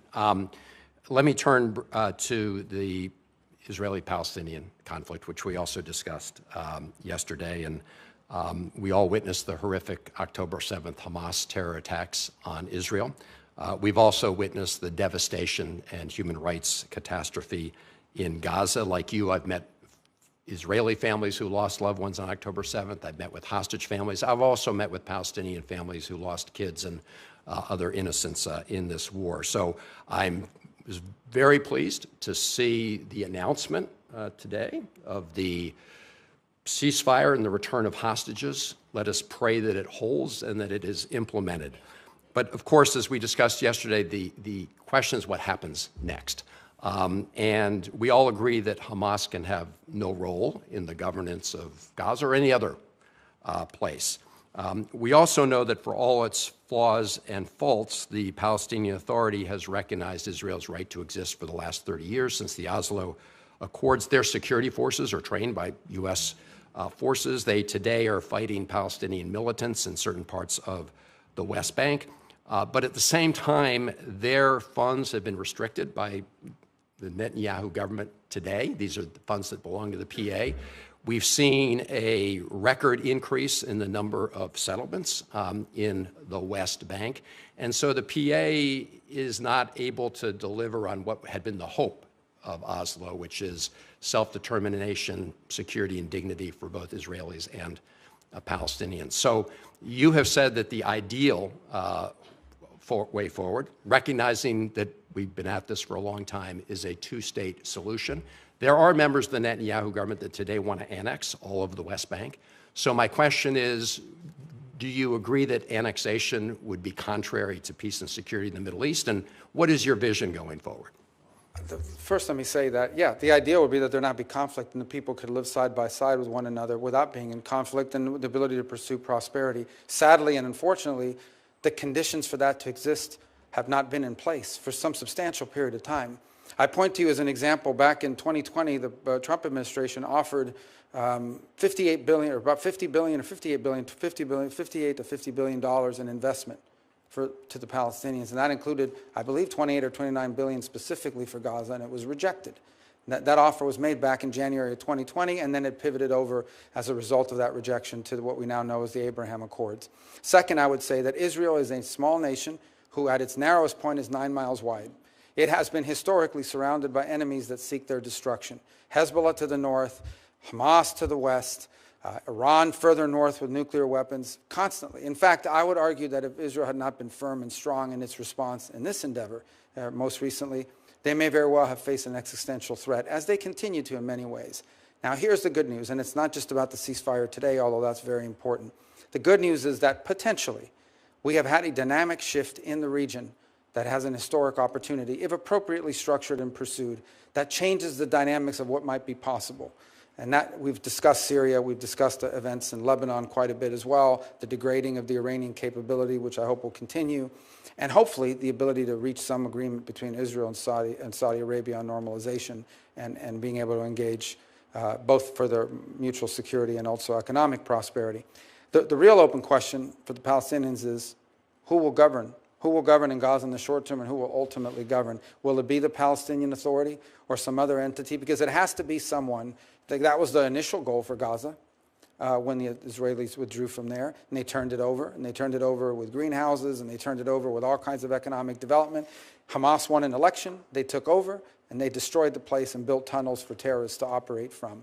So the key is not simply governance. It's who will govern. You can't turn it over to people who seek your destruction. And so I do think this is a very complex issue, and I think that's understating it. We all recognize it. But I also believe that we should not underestimate the potential opportunities that now exist, and it'll take some time to fully understand what those are, that perhaps open the door to things that were not open in the future. But from the Israeli perspective, which I fully understand, it begins with their existence, because you cannot coexist with armed elements at your border who seek your destruction and evisceration as a state. You just can't. No nation on it. We wouldn't tolerate it, and they can't either. And it begins with having that level of security, and if they do, then I think there are opportunities that will come about as a result of it. Those opportunities historically have not existed in recent times. Perhaps we're living in an era where that will be, the likelihood of it is higher because of recent events, unexpected events in Syria and Lebanon and other places. Senator Scott. Thank you, Chairman. So I was in Miami, or Hialeah on Monday, and when there's a video where you were recognizing Elena Garcia and Dario Fernandez and Tomas Regalado, everybody applauded. They're so excited about your being the Secretary of State. Your homegrown son, and so they're just all excited. The other thing they're excited about is that they have somebody that is going to care about Venezuela and Cuba and Haiti and Nicaragua, all the problems, because you've been so vocal. So I guess, can you just go through sort of one by one and say, I mean, look, we know what are our options? Not that you know exactly what you're going to do, and a lot of these decisions will be made by somebody else anyway, but what are, like right now, look at what's going on in Venezuela. The Biden administration's allowed oil to flow. He stole the election, completely violated what Biden told him he would do. Maria Corina Machado probably was only alive because of your hard work making sure that Donald Trump put a tweet out. You look at Cuba now. They just dropped the state-sponsored terrorism, which makes no sense. We've got people like Jose Daniel Ferrer in prison. Kids as young as 14 in prison for peaceful protests. So, give me some of your ideas of what is possible. Let's take one, but let's start with Haiti, because in many ways it's globally complex, and I think the chairman sort of alluded to this a moment ago. There's a fundamental problem in Haiti, in that there is no legitimacy of authority. And I say this in recognition of the fact that some of the national police forces in Haiti have been extraordinarily brave. Despite being outgunned and outmanned, these guys and gals have stuck at their post and fought back against armed gangs. You know, when the most powerful person in any nation state is nicknamed barbecue, that is not a good thing. And this guy obviously is not named that for good reasons. He's not a cook. These are bad gang elements that are operating within Haiti and have destabilized not just Haiti, but threatened to destabilize the Dominican Republic, not to mention the migratory pressure that it places on the United States, on the Bahamas, and on other places in the region. There is no easy answer. The Kenyans are there, and I can tell you, I think they deserve a lot of credit for being willing to take on that mission. In recent days, missions from various other countries have arrived, El Salvador being among them, to sort of contribute to that effort. I don't think anyone can tell you they have a master plan for how you fix that overnight. I do think it does begin with stability and security. You've got to establish some baseline security, and it's not going to come from a U.S. military intervention. So to the extent that we can encourage foreign partners, and I would include foreign partners in the Western Hemisphere, who should be contributing to this effort, to provide some level of stability and security in Haiti so that you can explore the opportunities to have a transitional government that has legitimacy, that can ultimately lead to the conduct of elections, and then have governing bodies in that country that can bring about a nation state that can begin to build some of the things you need in order for permanency. But it's going to take a long time. And I say this with sadness in my heart. There have been good times, and there have been bad times and worse times in Haiti, but sadly, there's not really been a golden era in Haiti's history, and your heart breaks for these people and for what they've gone through. But you also, as a policymaker in the United States, recognize the implications it's had on our country. It's not just in the migratory pressures it's placed on us, but as I pointed out earlier, the threat it poses on a daily basis to destabilizing the Dominican Republic. You mentioned Nicaragua. It's a very weird situation, for lack of a better term. The Sandinistas earlier, one of the first things they did in the new year is they kicked out every nun in the country. They've gone to war with the Catholic Church, which was the last institution in the country capable of standing up to them. But now they've begun this process of amending their fake constitution to basically create a family dynasty so that Ortega and his wife will now be co-presidents. There's no democracy that's been completely wiped out. They have literally put plane loads of opposition figures and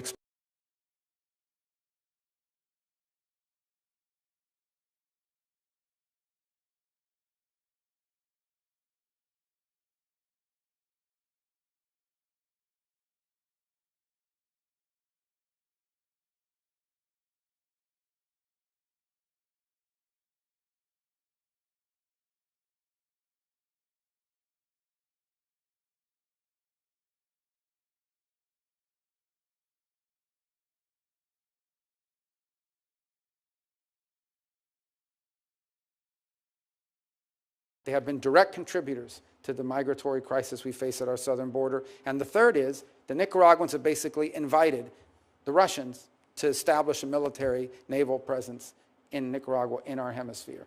That poses a threat to our national security. That needs to be addressed. Venezuela, sadly, is not governed by government. It's governed by a narco-trafficking organization that has empowered itself of a nation state. And we have seen, I believe, upwards of 7 to 8, 9 million Venezuelans have just left the country. More are expected to leave. I was in strong disagreement with the Biden administration because they got played the way I knew they would get played. They entered into negotiations with Maduro. He agreed to have elections. The elections were completely fake. They leveraged migration against us to get those concessions, and now they have these general licenses where companies like Chevron are actually providing billions of dollars of money into the regime's coffers, and the regime kept none of the promises that they made. So all that needs to be re-explored. Because in Venezuela, you have the Russian presence, you have a very strong Iranian presence. The Iranians, in fact, are exploring, or in fact are beginning to build drone factories for the manufacture of Iranian drones in our own hemisphere. Not to mention the long practice of the Venezuelan regime of providing real but illegitimate passports to operatives for Hezbollah in our own hemisphere.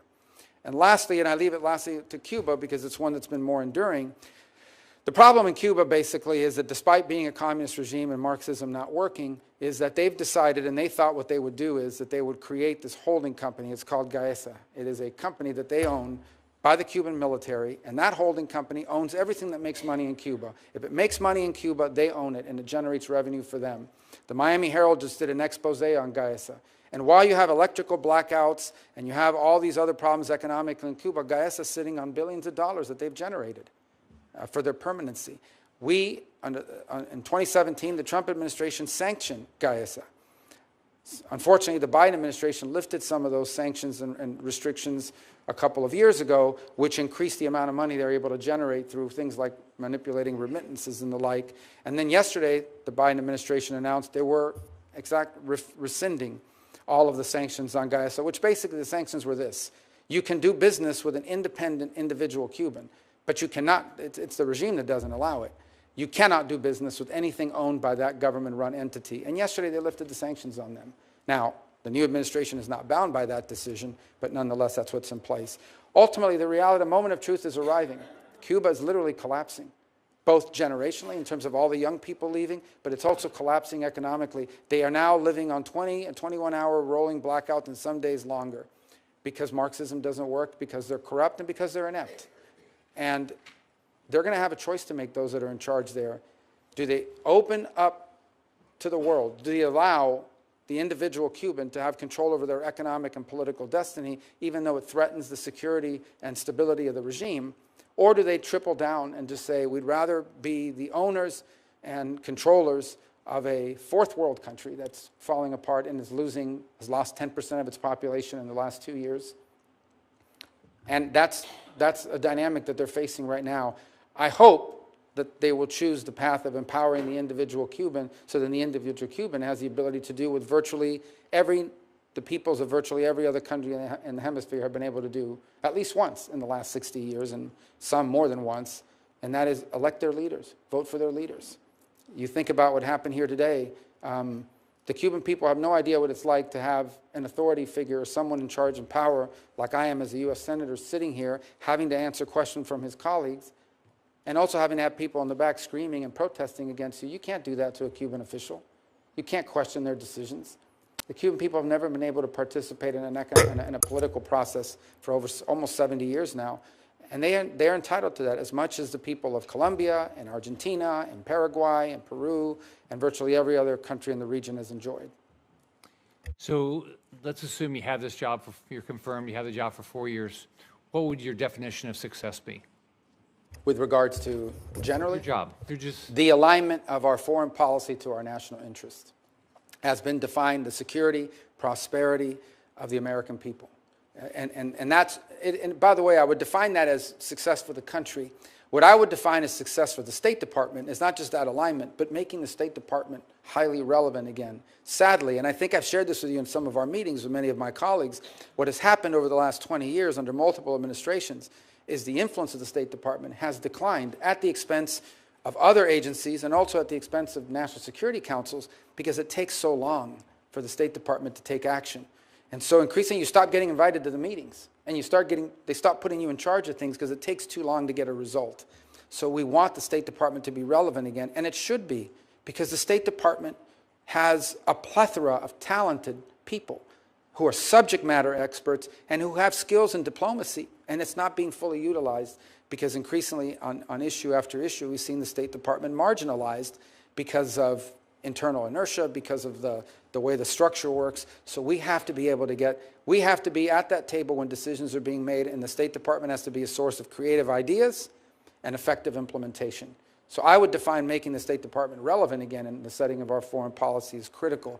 And I think that's something that maybe is not as perceived by the general public as it is by those of us who watch it on a daily basis. Thank you. Thanks. Senator Rosen. Well, thank you, Chairman Risch, Ranking Member Shaheen, for holding this hearing and for welcoming me to the committee. You know, I'm joining this committee at a challenging time for the global community, from conflicts with Iranian proxies in the Middle East to Vladimir Putin's war in Ukraine, growing tensions with China, a genocide in Sudan, and so much more. And I look forward to working with my colleagues on both sides of the aisle to find bipartisan solutions to these problems. And I also want to thank you, Senator Rubio, your family that's here, and those that couldn't be here, for working with me over the last 6 years and your service to our nation. And I'd like to congratulate you again on your nomination. And I'm going to move on. I just want to make a quick statement because ensuring the United States remains a steadfast supporter of Israel, I know, is one of your top priorities and one of mine. And throughout your time in the Senate, you've been one of Israel's most unwavering supporters. I want to thank you for supporting Israel. I look forward to working with you to ensure that the U.S.-Israel security partnership remains ironclad and that our friendship remains unconditional. And I want to thank you for your response to Senator McCormick's hostage question. We all hope, since we've been in this hearing, that there's news maybe of an imminent agreement being reached to free, I hope, all the hostages. We hope to hear that confirmation soon. But nevertheless, these issues must remain a top priority for the committee going forward. The Abraham Accords have ushered in new forms of cooperation between Israel and countries in the Middle East and North Africa. As one of the founders and co-chairs of the bipartisan Senate Abraham Accords Caucus, I firmly believe the U.S. should continue building on the accords by deepening people-to-people ties, soft diplomacy, if you will, and widening the circle of partnerships with Israel to new countries. So, Senator Rubio, I know you've touched on this briefly, but if confirmed, how will you support the growth of the Abraham Accords to new countries generally, and specifically maybe try to normalize relations between Israel and Saudi Arabia? Well, thank you. I think those are important points. A couple things that have come up here as a result of this. The first is, and I point this again because we just don't know, it's a new development, but I think we should not underestimate or understate the potential historic opportunities that exist right now with what's happened very unexpectedly for most in Syria, what's happened in Lebanon, the weakening of Iran and of its Shia crescent of destabilization in the region. These are extraordinary opportunities that I think lend themselves to an era of diminishing insecurity, not total the elimination of it, but enough security that it opens the door for agreement on other topics. Critical to that is the potential of the Saudi normalization with Israel. And I think that, as part of a broader context of the Abraham Accords, I think would be historic in nature, and I think provide extraordinary benefits to the world and help bring a level of stability and peace to an area that, frankly, has not had it, one could say, for thousands of years, but certainly in my lifetime. You talk about what we could do to build on it. I think the most important part of any arrangement of countries that enter into these agreements that historically have been difficult is there has to be a benefit to it. They have to perceive that there's a benefit to it, particularly among themselves. Like, what is the benefit to a country? What benefits will Saudi Arabia derive from being in recognition of Israel and vice versa? And I could think of a variety of things, whether it's advances in what their investments in high tech and how Saudi Arabia wants to diversify its own economy, the ability of cross investments, and also, frankly, of security. Because for the foreseeable future, I think most anticipate that there will be a mutual threat from Tehran. It may not be openly stated as a military alliance, but it's certainly a security, certainly one that I think they both have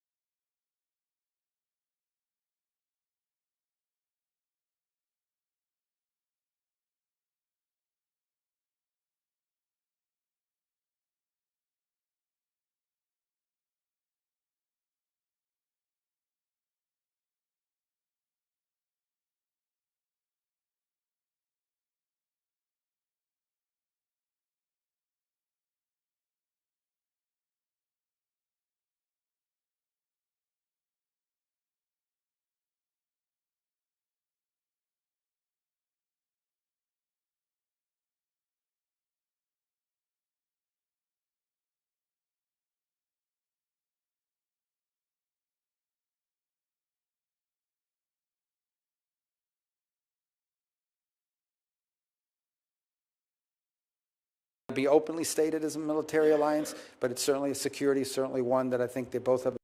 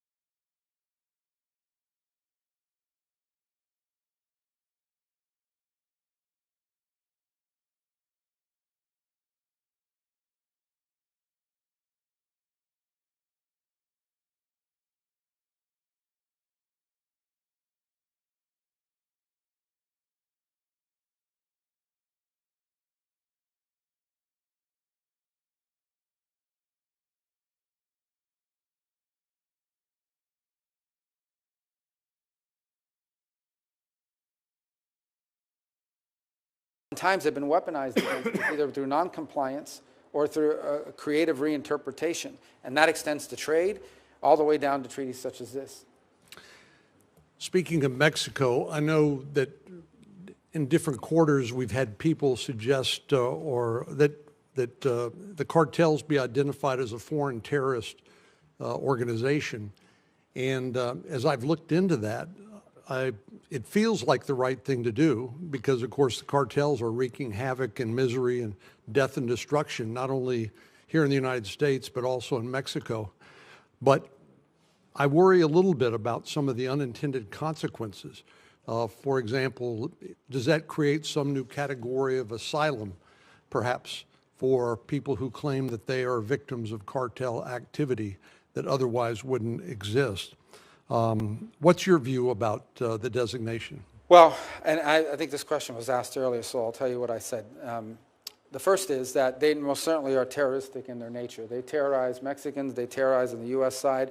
They are involved in the trafficking of women and children, of labor, and both labor and sex trafficking, deadly fentanyl, and drugs writ large, as you can imagine. And I think, pose a grave danger in the process of trafficking people, trafficking terrorists into the United States. So they are terroristic in nature. What I said was that whether it's that designation or some new designation that we create, it is important that they be identified for what they are. I also pointed to something you just alluded to in your question, and that is they pose a grave risk to Mexican sovereignty as well. We have seen multiple journalists and politicians and candidates assassinated, murdered in Mexico by cartels because either they're not the cartel's chosen candidate or they're a journalist that's spoken out against the cartels and you find yourself murdered. And I don't think we should underestimate, and I hope the Mexicans do not, the amount of leverage that they have created over the Mexican government. And in some parts of Mexico, they are, in fact, have operational control of territories, particularly near the U.S.-Mexican border. So this is something that I hope we can work with jointly and cooperatively with the Mexicans to address, because it's in their interest as well as ours. Ultimately, I do not think I speak out of turn when I say that you can expect President Trump will do whatever it takes to secure the United States of America and the American people from the threat that they pose. But it is my sincerest hope, and frankly, I think the most productive outcome would be if we could do so in partnership and cooperation with the government of Mexico, who I know shares many of our concerns. Well, that certainly should be our first choice, but I have the same confidence you have that President Trump will send a very clear message and follow that up with decisive action to persuade Mexico to do what it is in its best interest, and because it's an intolerable situation right on our southern border. We can't get a divorce. We got to make the marriage work somehow, and but it's a troubled marriage. Shall I to continue the analogy? Let me talk to you briefly about the Foreign Agent Registration Act, which is within the jurisdiction of this committee. This is something I've been concerned about for some time, because we have lobbyists that work here in Washington, D.C. that actually represent foreign nations that, unbeknownst to members of Congress, they're actually advocating not on behalf of the American people and American interests, but on behalf of the interests of foreign nations. Now, there is a loophole called the Lobbyist Disclosure Act, which is frankly weak sauce when it comes to providing the kind of transparency that we need. Anytime somebody shows up in your office and is advocating for something purporting to represent American interests, but in fact is there motivated by and being paid by a foreign interest to advocate their interest, is that something that you would be willing to work with us to further reform and refine? Yes, and as you know from our time serving together on the Intelligence Committee as well, it's something we spend a lot of time talking and thinking about as well. And I would raise 3 points. The first is, look, the straight up, some foreign government hires a lobbyist. You know that because they're registered and we're aware of it. The second is more nefarious, and that is that you hire someone through a cutout, a third party, without aware of the fact that they are in fact being paid by a foreign entity, and sometimes dressed up as an American interest, when in fact it's furthering the interest of a foreign entity. And then the third, and it's one that I don't think gets talked about enough and it isn't covered by this law, but needs to be said, is some of the most effective and vociferous lobbyists on behalf of Chinese interests in the United States for a long time was U.S. corporations, who had a pretty good deal going in China with regards to manufacturing and the like, and would come here and argue in favor of outcomes and policies that favored China. And by the way, China would weaponize this openly. They would, in fact, bring in CEOs of corporate America and encourage them to go back and talk to your member of Congress and tell them they better not do that, because if they do, companies like yours are not going to do very well in China. And that was weaponized against us, too. That's not illegal, but it's most certainly troubling and something we need to have our eyes open to as well as we move forward. Well, that's a perfect segue into my last question, and this has to do with outbound investment transparency. As you know, the Senate has passed legislation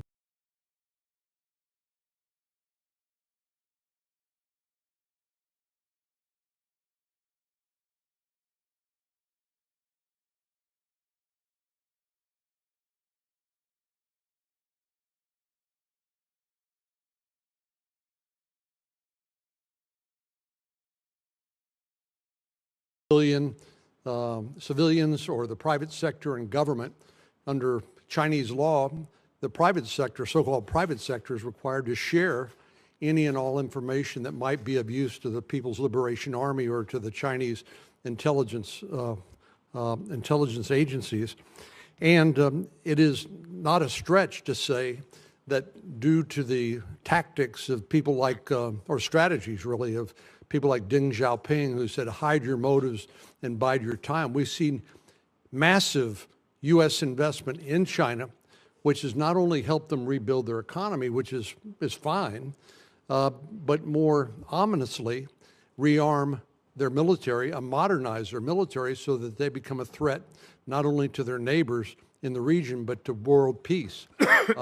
We can all imagine a nightmare in which China decides to take Taiwan, which President Xi said he's committed to do.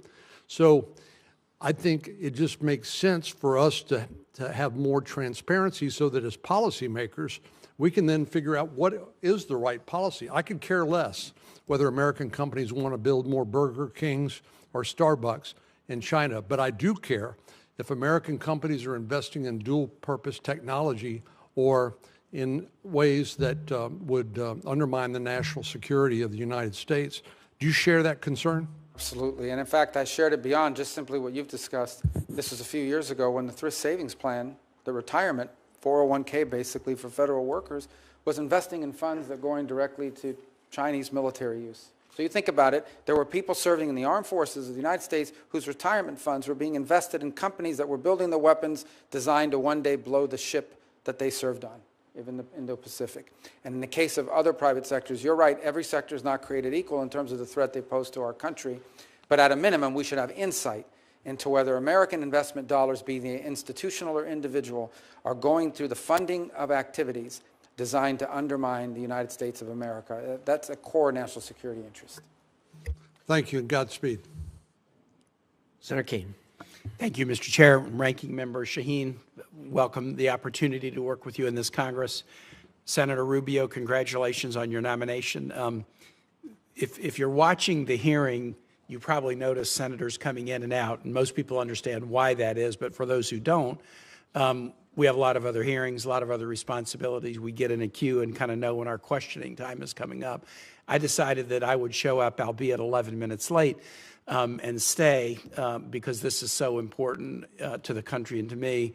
But I think for those of you who have watched this hearing that was gavelled in at 10, what you've seen is a nominee who is extremely well prepared. We're used to seeing nominees who know a lot about a couple of things, and sometimes who know very little about virtually everything. But I think you've seen a hearing with a nominee who agree or disagree with the points he's made. He's not talking out of a briefing book. He's not having a thumb through a binder to decide how to answer a particular question.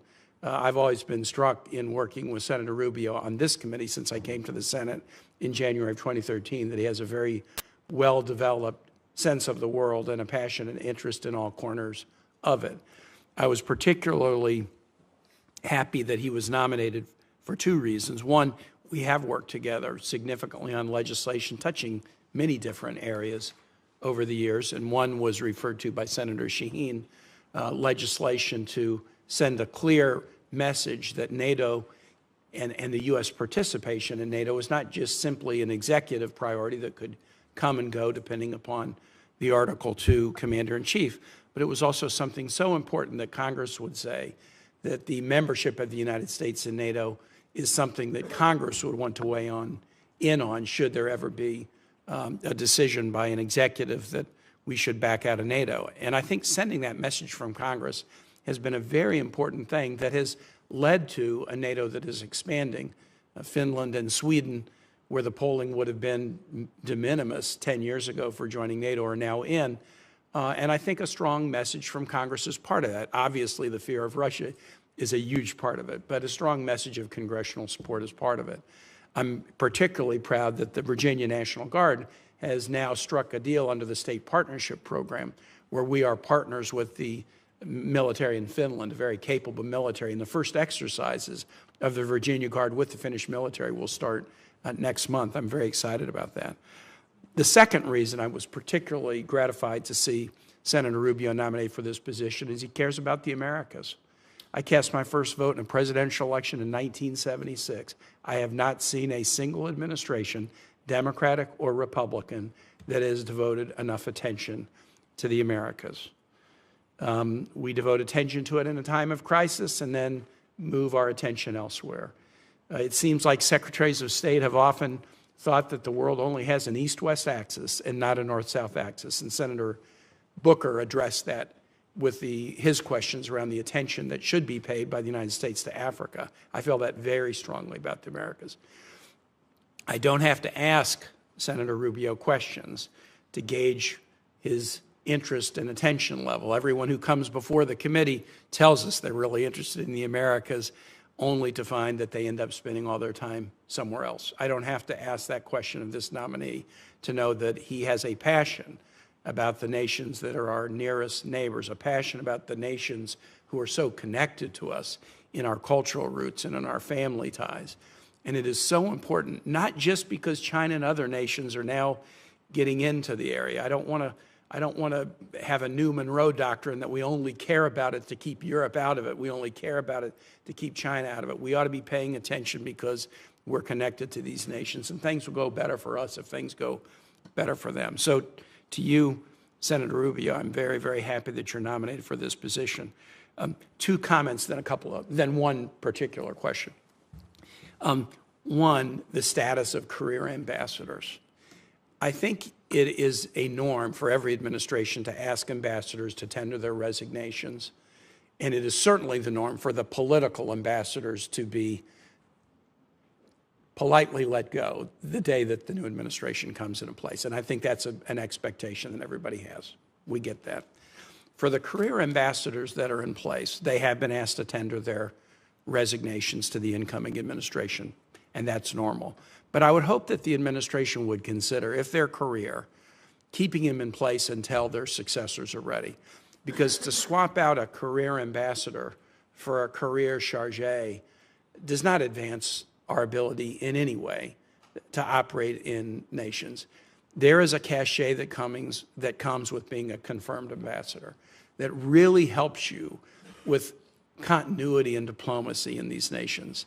So I know that that's a decision that the president makes, but I hope as you have a conversation with the national security and diplomacy team, you might encourage the administration, yes, you're going to replace the politicals with career chargés, but don't replace the career ambassadors unless you're ready to put somebody in place, which we know can often take quite a while for the administration to even forward nominees, much less the time to get through the committee process. That would be a comment. And then second is more for colleagues, really, rather than for Senator Rubio. One thing I've tried to be consistent on in my service on this committee is fight against unilateral executive application of military power unless it's in pure instances of imminent self-defense, active self-defense or self-defense against imminent hostilities. And I have been able to get this committee to pass significant war powers resolutions under 3 different presidents now, President Obama, a Democrat, President Biden, a Democrat, and President Trump, a Republican. And I just wanted to assure everybody that I'm going to continue to be a stickler, that the nation shouldn't be at war without a vote of Congress, except in the instances of imminent self-defense. And I will do that because I have done that under presidents of both parties, and I'll continue. Senator Rubio, now to the question. And you alluded to this very briefly in one of the comments that you made about the nation of Paraguay. Not only do we not devote enough attention to the Americas, but when we do, we devote attention to the headaches. And the headaches abound in the Americas and elsewhere. And so we've talked about Haiti, a problem. We've talked about Venezuela, a problem. But so often we don't pay attention to lift up, elevate, provide resources to celebrate the nations in the Americas that are doing things right. And so when I travel through the region, and I'm sure you've heard the same thing, I hear these nations that are doing things right. Why won't you pay attention to us? Ecuador threw out a pro-China government, put a pro-U.S. government. All they wanted was a trade deal. We want to be closer to the United States. We're the only nation on the Pacific coast of the Americas that doesn't have a trade deal with the United States. This administration, I've been critical about the Biden administration, didn't do anything to advance that cause. Talk to us about some of the nations in the Americas that you think are doing things right and what we ought to do to help those nations, because we'll be much more likely to spread the right if there are other nations in the region that are doing better and better and better than if we're just trying to lecture people about how to improve. Well, just as a general matter, one of the things that's always struck me is that the region, and then maybe this is true in other parts of the world as well, but particularly in the region, it's almost better to be America's adversary or enemy than friend, because the impact of friendship or the benefits of friendship are not tangibly clear to a lot of them. And you know, I've seen that expressed time and again over multiple years. And it's easier to pay attention to a headache. You're going to sanction, you know, some country that's not acting in anti-American ways, but the people that are sort of doing it the right way or want to be cooperative, they're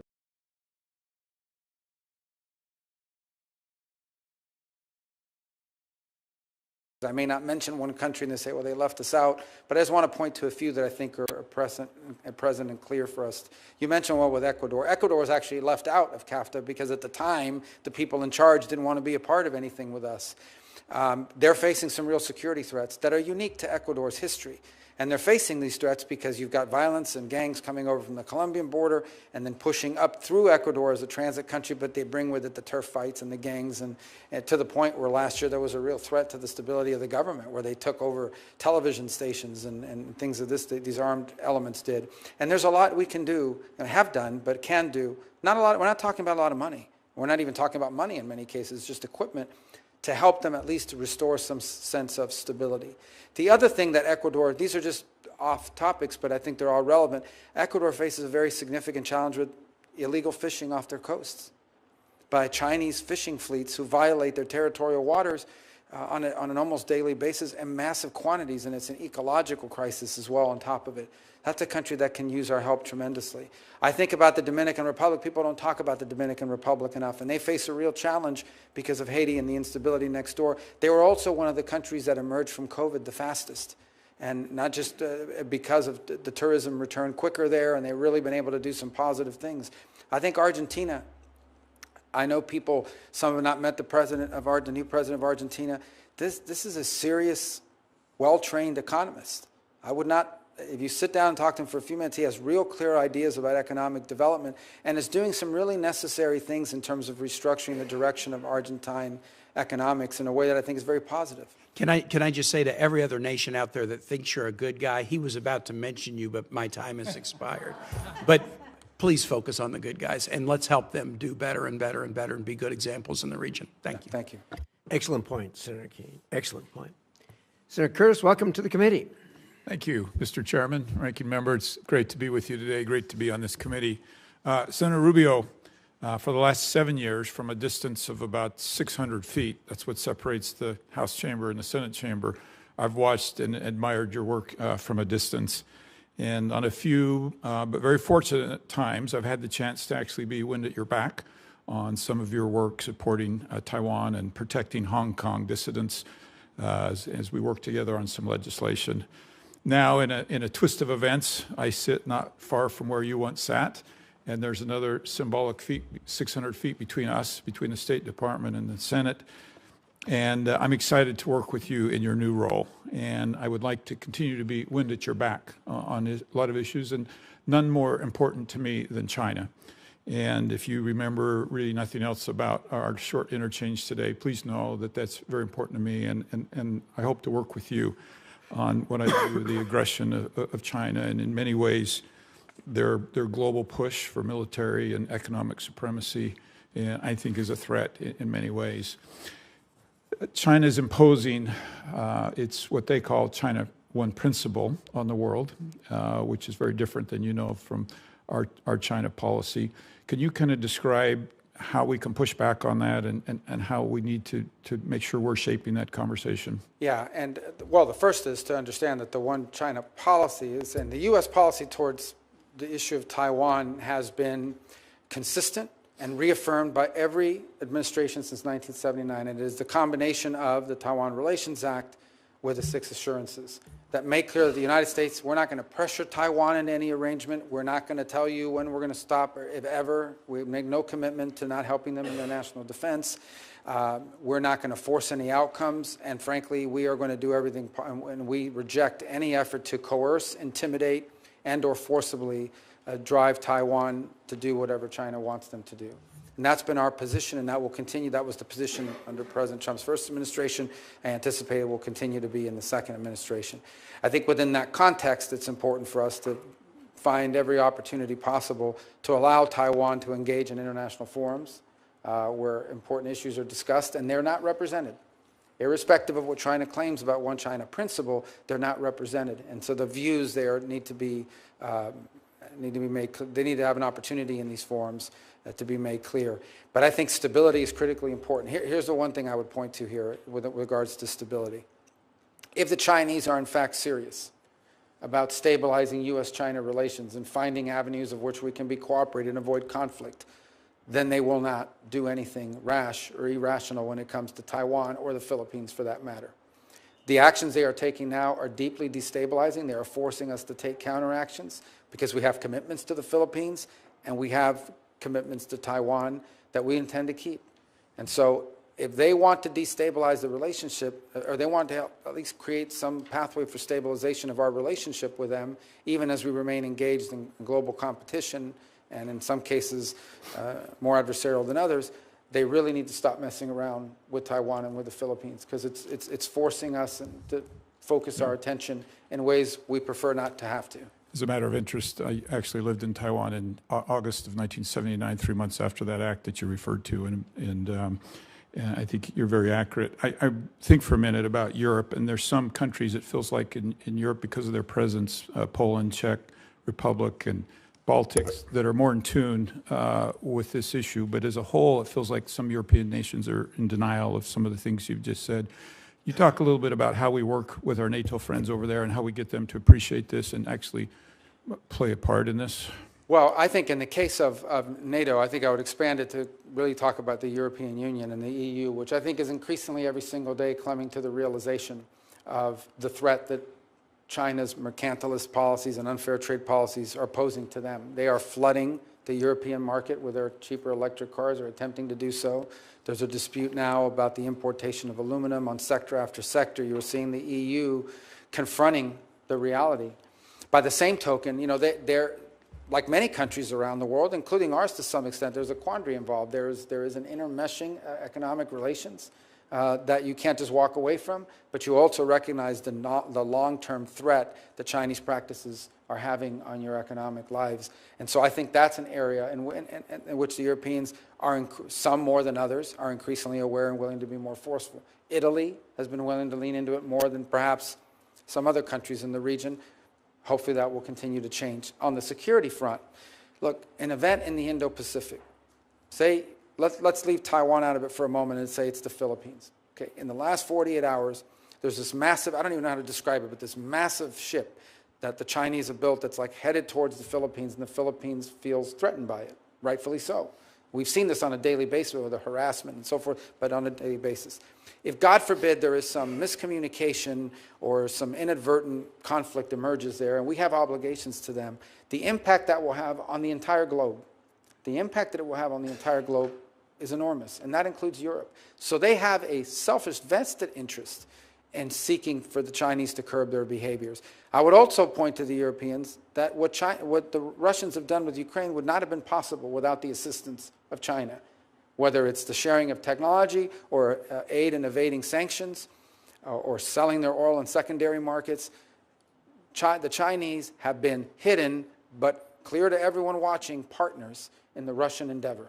Yeah. And the Europeans know this, and they need to be continually reminded of it, because it reveals the nature of who we're dealing with. That was actually my next question, so I'm going to skip that one, but thank you for addressing that. I want to turn to Hong Kong. I mentioned I lived over in that area, and I actually remember as a young man in the 1980s shopping for a camera in Hong Kong.